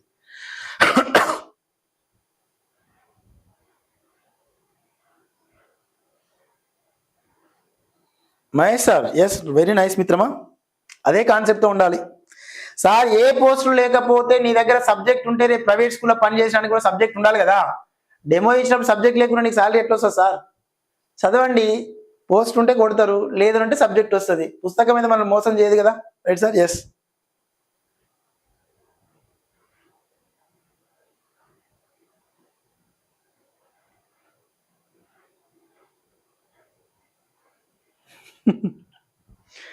సుజాత చెల్లె, యాజ్ యువర్ విష్ రా, నీ ఇష్టం, నువ్వు ఎట్లనే చదువు, కానీ ఆ ప్రతిపాదన అనేది అవాస్తవం. సరే, ఎనీవే, ఏదైనా డౌట్ ఉంటే కాల్ చేయండి మిత్రమా, ఓకేనా. Right, yes. మీరు మారరు. ఒక ఐడియా జీవితాన్ని మారుస్తుంది, ఎయిర్టెల్ జీవితాన్ని మారుస్తుంది, బిఎస్ఎన్ఎల్ జీవితాన్ని మారుస్తుంది, కానీ మీరు మాత్రం మారరు. ఇక చెప్పాను కదా. ఎస్ బాలు, వెరీ నైస్ మిత్రమా. చెరువులోకి దిగొద్దు, దిగితే చిన్నది కానీ పెద్ద కానీ చేప పిల్లని తీసుకునే బయటికి రావాలి. మీరు దిగిన తర్వాత చేప పిల్లని ఎతకడంలో సమయం వృధా అవుతుందని చెప్పి తొందరలోనే బయటికి పోతుంటే కష్టమవుతుంది. చేపలు ఉన్నాయి లోపల చెరువులో, కాకపోతే అవి మీరు ఎతికేటటువంటి సీజన్ బట్టి డిపెండ్ అయింటది. ఎతకండి, దొరుకుతుంది. చిన్నది ఎందుకు దొరుకుతుంది, కొంచెం పెద్దది దొరుకుతుంది, కొంచెం టైం ఎక్కువ తీసుకుని 100% బయటకు వెళ్ళొచ్చు. ఓకేనా. చెరువులో మాత్రం చేపలు ఉన్నాయి సార్, ఇది మాత్రం ఫిక్స్. చెరువులోకి దిగినరు, ఎతకమని చెప్తున్నా నేను. రైట్ సార్, చెప్పాను. మనలాంటి మధ్యతరగతి కుటుంబానికి చెందిన వాళ్ళు చెరువులోకి దిగొద్దు. అంటే ఐ మీన్ బిఎడ్ రాసి డిఎస్సి కోసం రావద్దు. ఇన్ కేసు వస్తే తప్పకుండా ఏదో ఒక సర్వీస్ కొట్టుకునే పోవాలి. కాబట్టి చెరువులోకి దిగొద్దు. దిగితే మాత్రం తప్పకుండా చిన్నది కానీ పెద్ద కానీ చేప పిల్లని తీసుకునే పోవాలి అంటున్నా. రైట్ సార్, ఇది మాత్రం గుర్తుపెట్టుకోండి. ఓకేనా. పిండి వంటలు చేసి బాగా ఇబ్బంది అయినట్టున్నది.